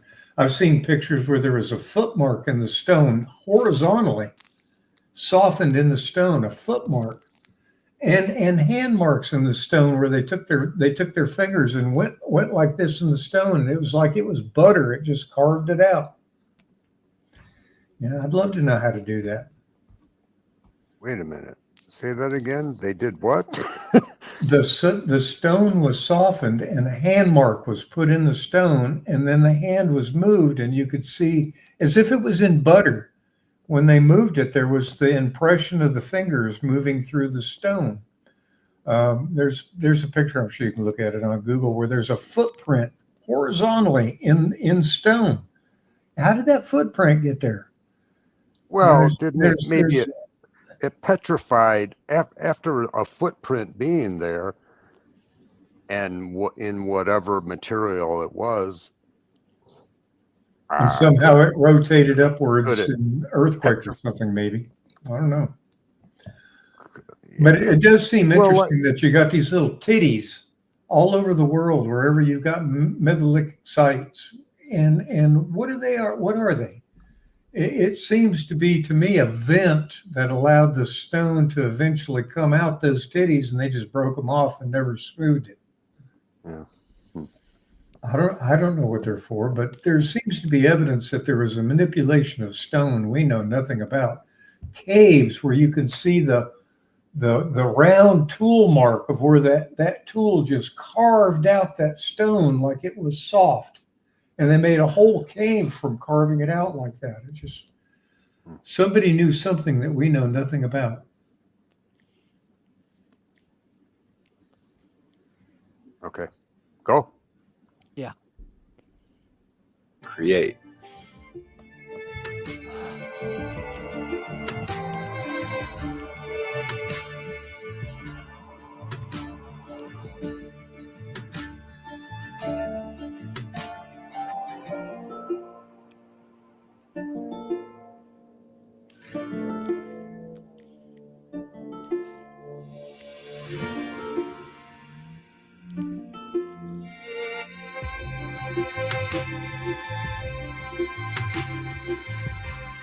Hey, Dale, stop it.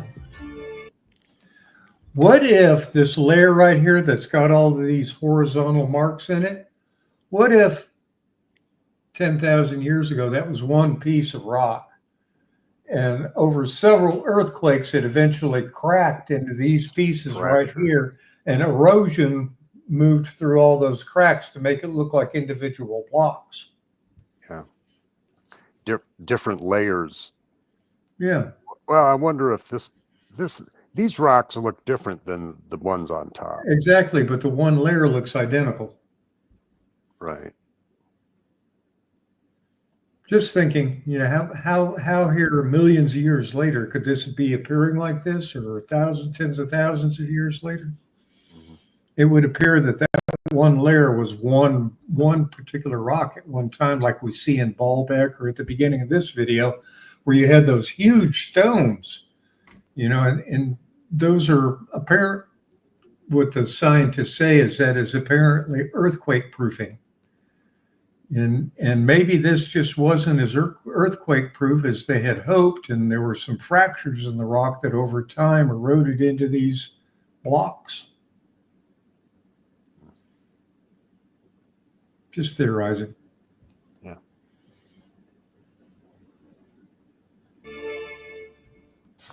Huh. So we just saw this. I mean, it's like such a smaller scale than the Sage Wall, but it's got that same, kind of seemingly too straight to be natural look to it. And yet, I believe it is natural.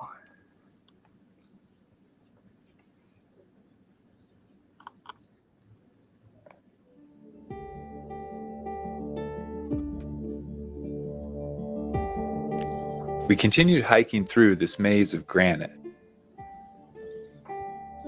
encountering strange features and walls along the way.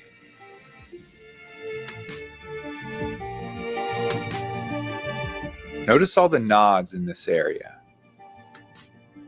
They are literally covering the rocks. Just like the cut marks, there was a plethora of them here, and they don't appear any different to me than the ones on the Sage Wall. But maybe you're like me, and the nods and the cut marks were never that convincing in the first place. What about the linear nature of the Sage Wall? That is unique, and we didn't see anything like it here. But there's one more area to consider. I preface this by saying, I don't know much about this last spot. It wasn't even going to be featured. It sits off a highway in Wyoming, about midway between the two spots. I've driven by it any number of times and thought it was cool, but all of a sudden, I looked at it with different eyes.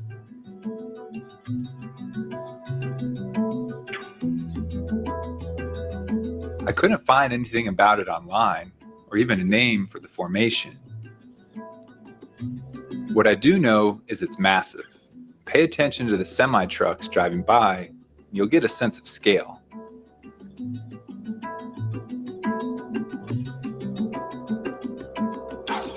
The way the rock has fractured in blocks and along a very straight, relatively clean line is very impressive.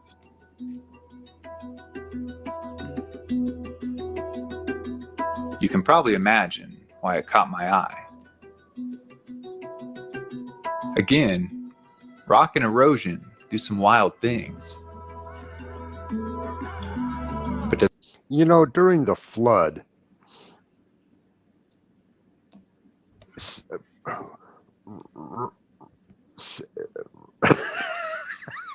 spit it out, Dale. Rock, well, before it's rock, sediment, everything, everything layers in sediments and whatnot, layer upon layer of different, the heaviest stuff at the bottom, and how all that works, I don't quite understand, but I know there's certain things you can put in a mason jar with water and shake it up and let it sit, and it'll settle in layers of like elements or whatever. And considering a worldwide flood and all the turmoil going on, which would actually, to watch a documentary on Mount St. Helens and the mini Grand Canyon that it created might be kind of interesting sometime. Anyway, a lot of this stuff to me looks almost like sediment, like that's how the sediments layered, and that's why they fractured in a straight line, because of the layer upon layer. Just a thought. I'd agree with you. Ocean. I don't know what this particular construction is of what we're looking at right here. Yeah. But in the previous wall, they were saying it was granite. And granite is an igneous rock, not a sedimentary rock. So it had to be placed there. I don't know where it originated from, but it would almost seem to have been put there. Or was there when the dirt eroded away from around it. Granite's a pretty tough rock. Got a lot of crystals in it. Is it tough as Jack? Sorry. Tough as Jack? Nobody's tough as Jack. Oh. Isn't that it? Is that it? Is that how it goes? I don't know. Okay, here we go. Some wild things. But does that explain the Sage Wall?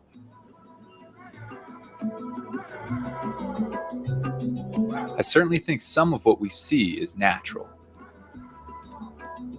But if it were the remnants of an undiscovered civilization, many tens of thousands of years old, would the erosional forces working against it in that time make it appear more natural than it really is? I still have many questions, and I eagerly await the results of the latest scientific investigation. But enough of my observations. What do you think? Is it natural or man-made? If you want more Desert Drifter, exclusive content, giveaways, and unique community, That's enough. They got a place called Rockwall, Texas, and they found a wall that was built like this, and it's like 30 feet tall, and it's all integrated stones, just like this is. And it turns out it goes 20 miles in one direction, then it makes a turn and goes 20 miles in another direction. And it works out to be a 20-mile square that's like 25 feet deep. So at some point, there was a civilization here that was far more advanced than we are.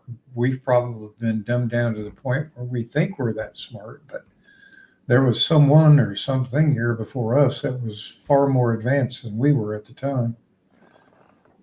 Could be.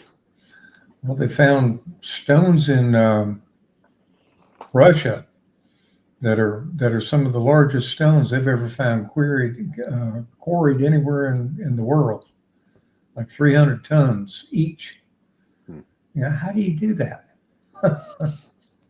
I mean, we're talking 300 tons. How do you do that?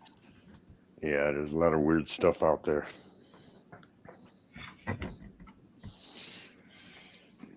So, Have you ever heard of the Coral Castle? I have not. The Coral Castle is in South Florida. It was originally a little farther north in Coral Gables, but he moved it to South Florida. And this man figured out how to quarry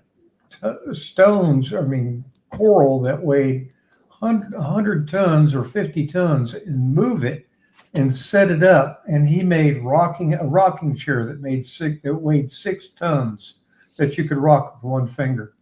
A door that weighed 9 tons you could open with a couple of fingers.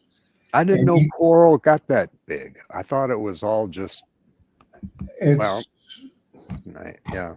Well, what do I know? It's called the Coral Castle, and if you look at it on Google, you'll be amazed at what some of this guy did. But he said he knew how the pyramids were built, and he wouldn't tell anybody how he did it. How he did it? Oh, look at the Coral Castle, and you'll be amazed at the stuff he did. One of the stones that he raised, and it's aligned on the lunar solstice, or the full moon of the lunar solstice. It's aligned on that, and it's 30 tons. And he did all this stuff by himself, and most of it at night when nobody could see what he was doing. It's pretty amazing what he did. Oh, you're saying he made some pyramids or something? He made it what he called the Coral Castle, and it was a castle that had a lot of huge huge stone monuments and things that he built himself. Mhm. And he did it all by himself with no help, and nobody knows how he did it. Hmm. Very interesting person. His name was Ed Leiden Skalden, and he came here, I think it was from Poland.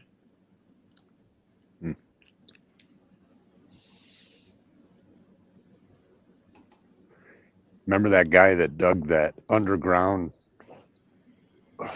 I don't want to call it a city, but It it's was like almost a city, huh? yeah, that big dwelling that he had.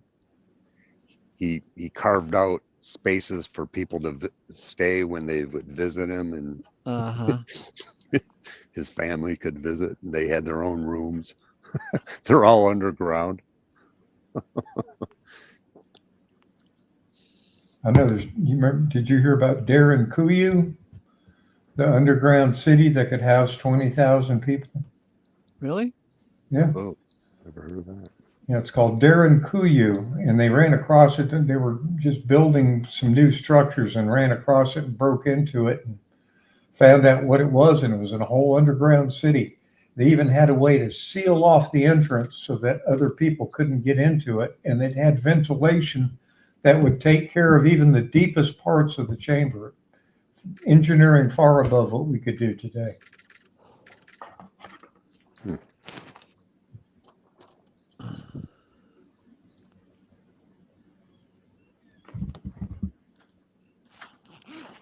There's the next one for us. Okay. All right. My Wi-Fi booted me out. So how'd you guys like that episode? That was pretty interesting. Yeah, it was good. There's two of them here, Ace. Which one do you want? They're the same. I just put it in with your name. Oh, The one with your name will do. okay. Let's see if I can do this. If I can. That's not what I wanted to do. Where is it? Are you seeing that? I'm not looking yet. No, I don't see it yet. Share this tab instead. There we go. Okay. Ready? Yeah. The Grand Teton is arguably the most iconic mountain in all of North America. Every year, millions of people travel from all over the world to see it, but most take their selfie and leave without realizing the ancient history hidden at the top. In 1872, the first official expedition set out to explore this vast mountainous region. They wanted to summit the Grand Teton and receive the glory for being the first humans ever to do so. That was until they found something. On July 29th, 1872, they set out for this monumental climb. As they neared the summit, they suddenly saw an ancient structure. People had been here. Who were they? When did they come? And why were they here? 150 years later, these questions remain unanswered. I recently set out alone to see this ancient ruin for myself and examine possible explanations to this enduring mystery. Oh, it's about 3 a.m. We're going to start doing this thing.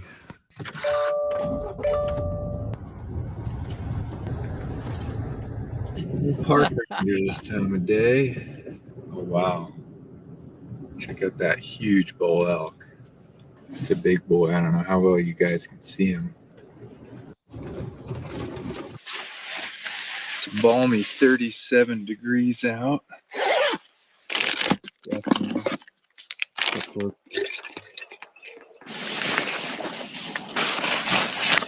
Now it's time to take it off. About to get rolling. As they say, be bold, start cold. There you go.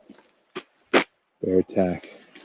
This trail is pretty heavily trafficked, but since I'm traveling solo at night, definitely got the bear spray on the hip just in case. Back in May, there was a pretty severe grizzly attack. The guy didn't die, but definitely got pretty mauled up. It's just, I don't know, a couple miles from here.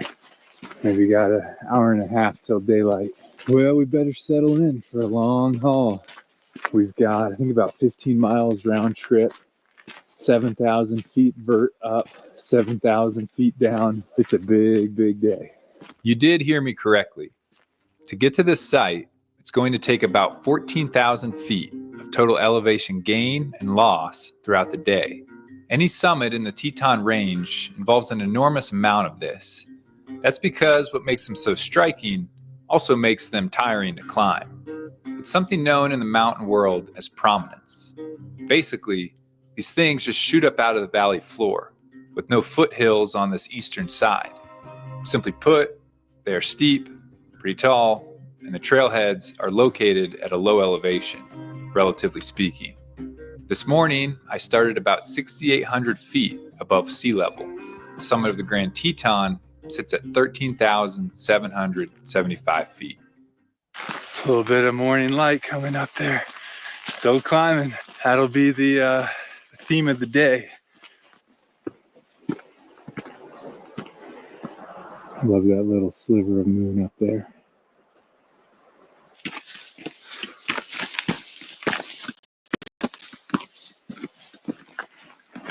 Man, what a sunrise. Yeah.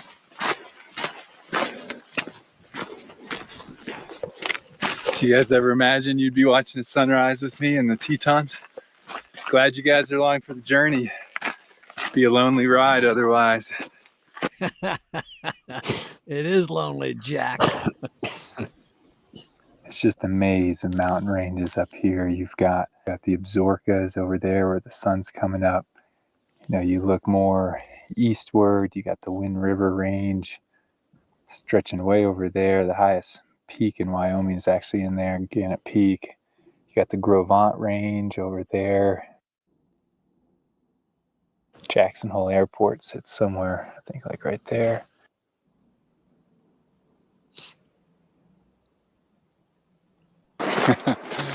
There you have it, my friends. That's Middle Teton there.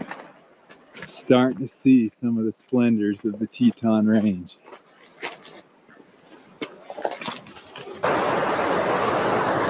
So this is the first boulder field we come to. Oh, look at that. A little bit of first light hitting the peak up there.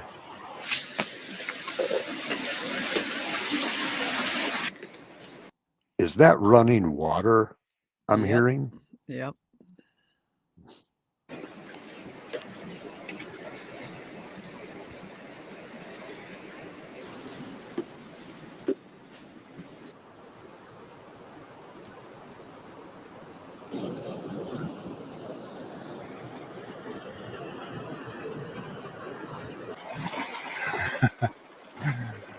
Shoo-wee. For you sentimental folks out there, Evelyn and I took one of our first photos, maybe here, maybe it was a different boulder, but it was definitely in this area. Just like the Grand Canyon, this part of the country's got a lot of special significance to me. Before I get in trouble with the boss, I should clarify it was our first ever picture together.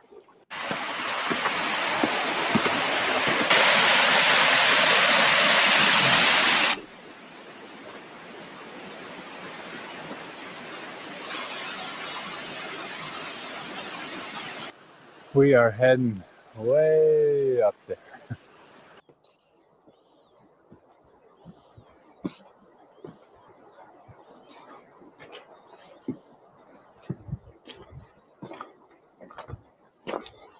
There's some hikers on the trail there, way down there, just to give you an idea of scale. I know these mountains are hard to grasp.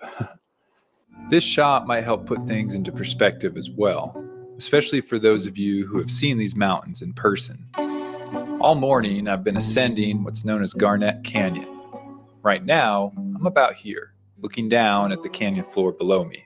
Just little dots down there. I'm about 10,500 feet now above sea level. Getting there. You can see the glaciers over there across the basin.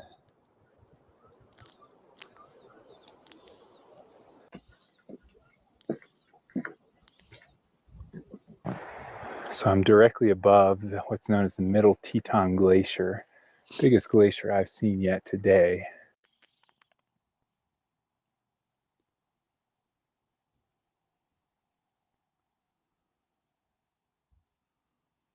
The Tetons have long had glaciers. The steep, high peaks and deeply carved canyons are the effects of Pleistocene-era glaciers who rumbled their way through this range. Those glaciers have long since melted, and the ones we see today are believed to have been formed some 500 years ago, during a period known as the Little Ice Age. These current glaciers are shrinking, and their fate remains unknown. Unknown. On the topic of ice and glaciers, it's a fitting time to talk about human habitation of this region. That's because the current mainstream belief is that people moved into the Teton and Yellowstone area as soon as the glaciers receded from the last ice age, some 11 to 12,000 years ago. Untold generations of tribes would have known this area and its rich surplus of game.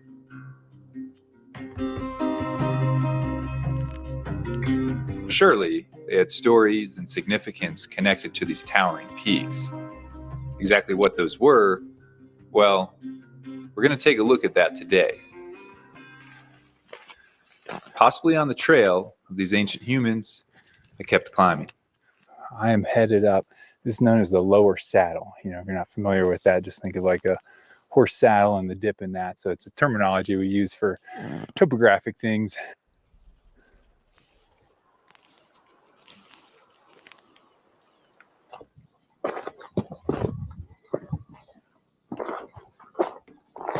Look at these marmots over here.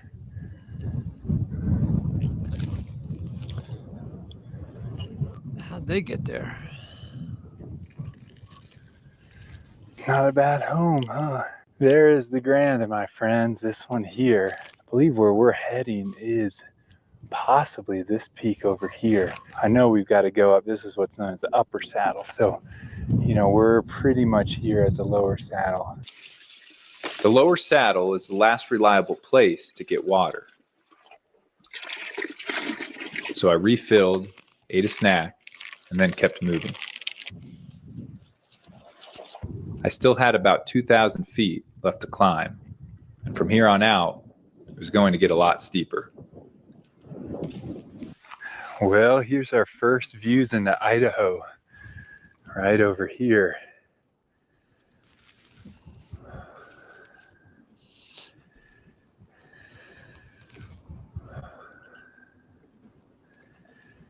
It's definitely really smoky off in the distance, but thankfully it's pretty clear on this backside. So here's our objective, somewhere up there. That is some of the Grand Teton or close to it. We're gonna contour up this way. The plot thickens and the mystery deepens because the peak I'm headed towards isn't the true summit of the Grand Teton. Rather, this ancient structure sits a short ways away on a separate prominence. Once I get up to about that black band, I'll probably put the helmet on. That's where it kind of gets like fourth classy up in there. I don't think I've mentioned yet, I've summited the Grand twice, but both times we were just so focused on the summit, I never went to see the structure. I learned of this mysterious ruin when I first summited the Grand Teton years ago. Of course, I wanted to see it, but I ran out of time and energy. Last summer, I climbed it again on a different route. Once again, I ran out of motivation to push my body to go see it. Any summit of the Grand is a delicate balance between endurance and speed. Although world-class athletes can do it faster, I'm not one of those. A summit attempt will usually take between 14 to 18 hours of continuous movement over challenging terrain. But today, if I have my way, I'm going to lay eyes on this thing that I've wondered so much about.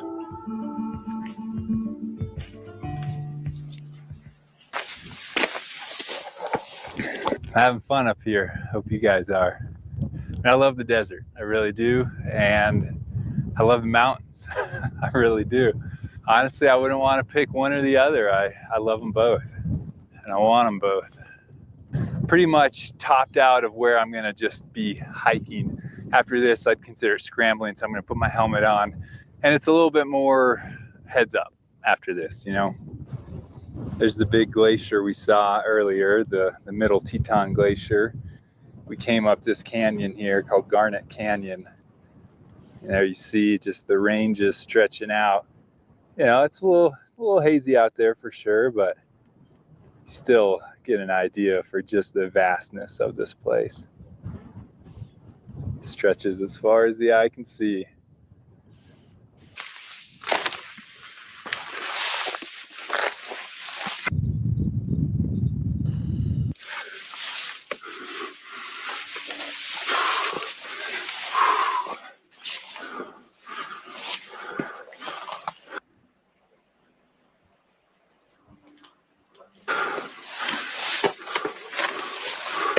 So Dale, you and I are going to sleep good tonight, right? From all this work, yeah. Yeah. You know, I was wondering if this is the episode where the guy, he puts his camera on a tripod, you know, to do a scene but he actually falls to his death. And some climbers later on find his tripod and camera, and this is what we're watching. No, this guy's still alive. Yeah, I just had a bizarre thought run through my head. That's all. Sorry. You are humorous. I don't know about humorous, maybe a little morbid. Oh, yeah. Okay.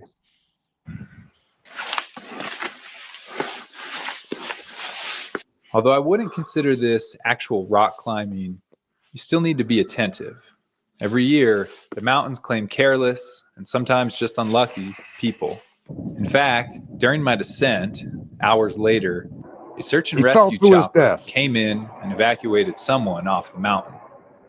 For what? I don't know.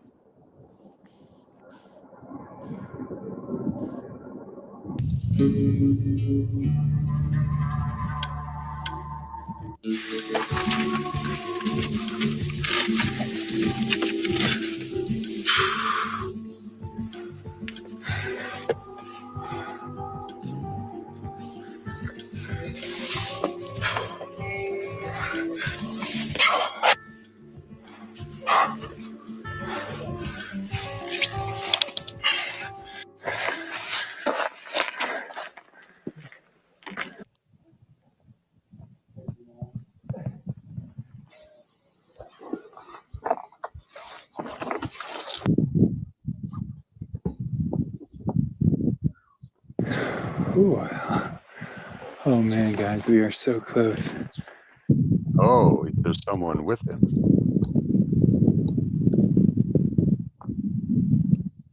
I think he's using we in a figurative Look at way. that. Wasn't that somebody backing up while he was walking toward the camera? He's got his camera on a big long stick in front of him. Okay. You can sometimes see the shadow of the stick. Okay.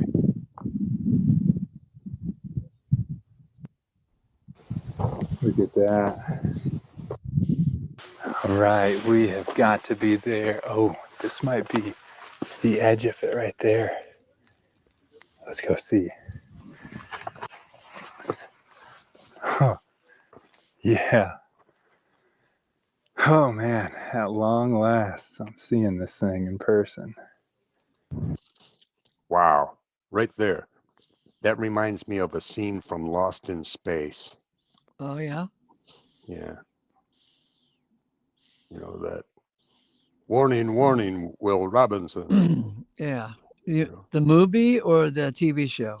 The TV show. Danger, danger, Will Robinson. Danger. There you go. There you go. Anyway. Okay. Robbie the Robot. Was that his name? No, Yeah, that was the one from Fantastic Planet. Yeah. But the robot on Lost in Space, I don't think they ever gave him a name. Maybe his name was just Robot. I don't know. Wow.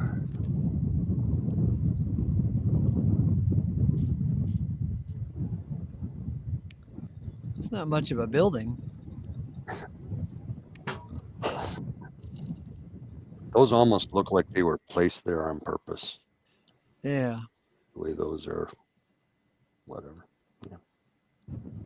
If you're sitting there and you're looking at that and you're saying, he climbed all the way up to look at the pile of rocks, it's so much more than that. You know, you gotta consider the story. You've got to think about the location that we're at and try to imagine somebody 150, 200, 500, you know, who knows how many years people have been climbing up here and using this as... I lost my words because, well, we don't actually know a lot about this or what it's here for. There's a lot more to the story than might be apparent at first glance. So now that we're finally here, let's try to break it down. Here's the clear facts that we do know. On the morning of July 29th, 1872, 11 men from the Hayden expedition set out to climb the Grand Teton. They believed no other human had ever done it. All of them bailed before reaching the final push, except for two, James Stevenson and Nathaniel Langford. Those two eventually ended up on a buttress just west of the main summit, the same one I pointed out earlier. There's a big debate about whether or not Langford and Stevenson actually summited the Grand Teton or just made it to this point. But that's a controversy for another day. In Langford's diary, here's what he wrote about what they found. On one of the adjoining buttresses, we found a curiosity in the shape of granite slabs piled up on end, in circular form, 6 feet diameter, the space filled in with disintegrated granite, eroded from these vertical slabs. This was probably done hundreds of years ago. For hundreds of years must have been required to fill the space with granite fragments small as these. We were glad to come down from the extreme summit and find shelter in this enclosure. As a result of this journal entry, the structure has become known ever since as the enclosure. Here's an old black and white photograph of it, which I think is important to see because you realize the enclosure was more defined in the past. Weather, careless modern climbers, and the lack of native people maintaining it, like they might have done for centuries, has reduced the enclosure to what we see today. Ever since Langford recorded it in 1872, the enclosure has been the focal point of speculation as to its purpose and origin.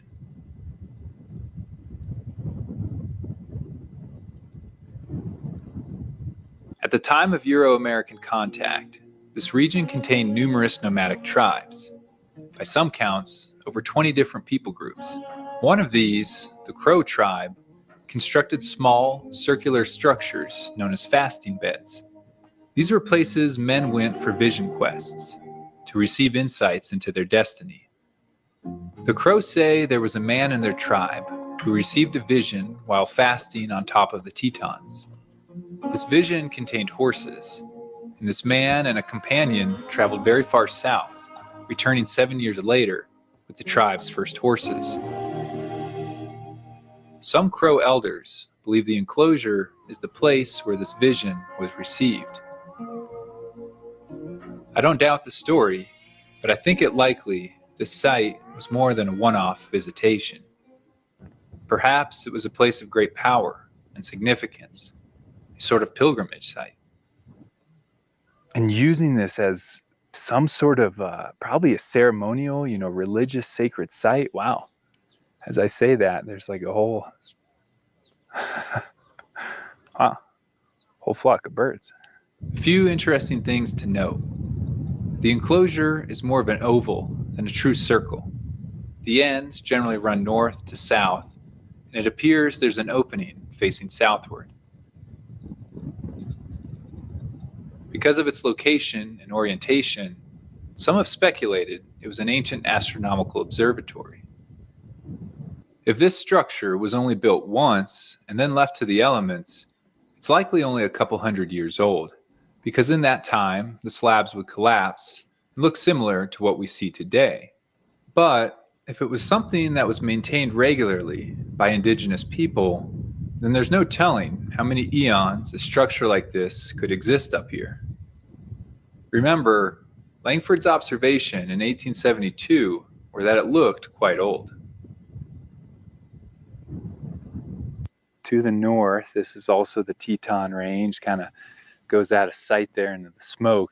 Yellowstone National Park, that is, would be up in that region. You got a big lake, that's Jackson Lake there.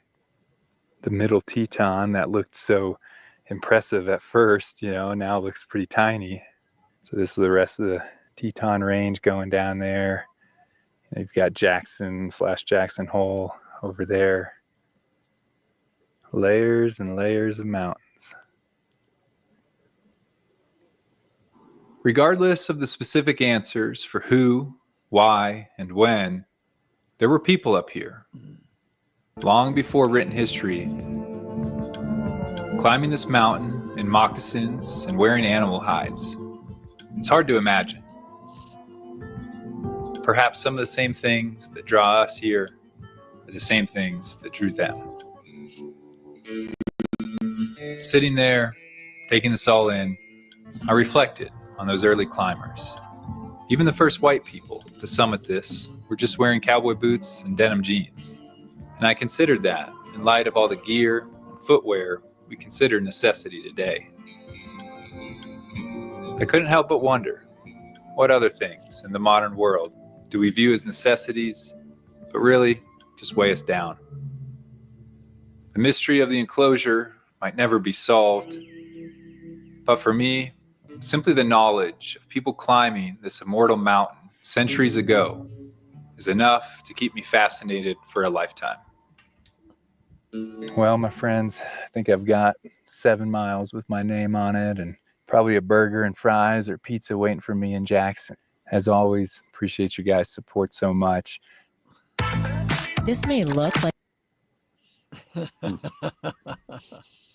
That was pretty wild. Oh my. That was delightful. I enjoyed it. That was the second time I've seen it, but I enjoyed it just as much this time as I did the first time. Watching him summit that without a lot of special gear is amazing.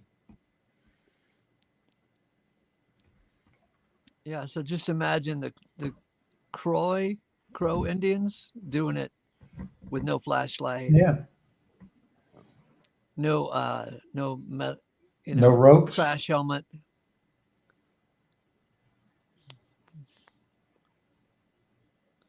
Nothing better to do. Let's just climb a mountain.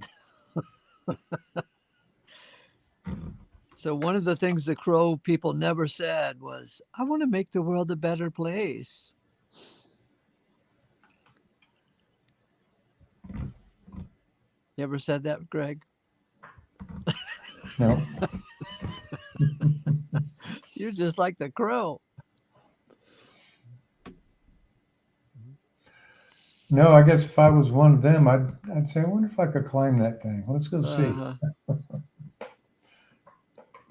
The birds go there, so we should be able to too. So tomorrow morning, they were called I'm the gonna Crow say, Indian, right? tomorrow morning, I'm going to say, let's see if I can climb out of bed here. Okay, all right. That's my story. Oh, thank you, Father.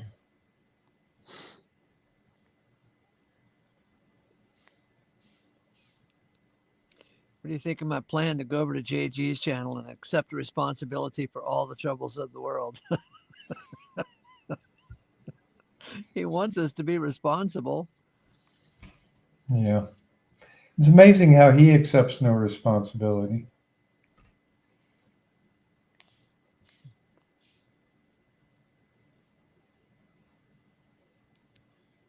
It's all your fault, Ace. And according to Linda, we're going to hell because of it.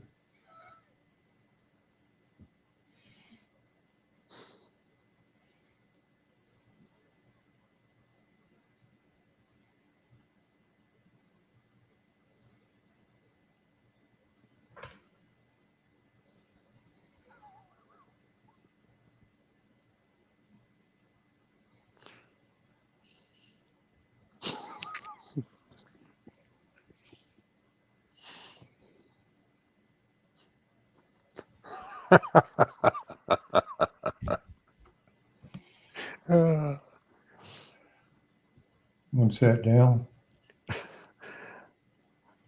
I'm just so uncomfortable.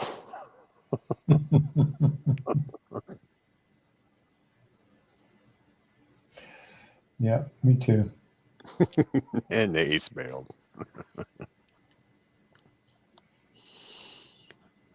All right. I think I'm going to roll. All right, man. I think I will too. Looks like Ace just bailed too, so that must be Yeah. a sign. Maybe we're all getting raptured. Oh, please. I don't want to wake up another morning. I know you do. I'm sorry. I'm the other side of that coin. That's all. I have to watch both sides. I can't ignore one side. I got to sit there and say, well, we haven't gone yet. There must be a good reason. Yeah. And so I try to analyze what that reason could be. I hear you. Try to find joy in it all because it's all here for our growth. Yeah. All right, brother.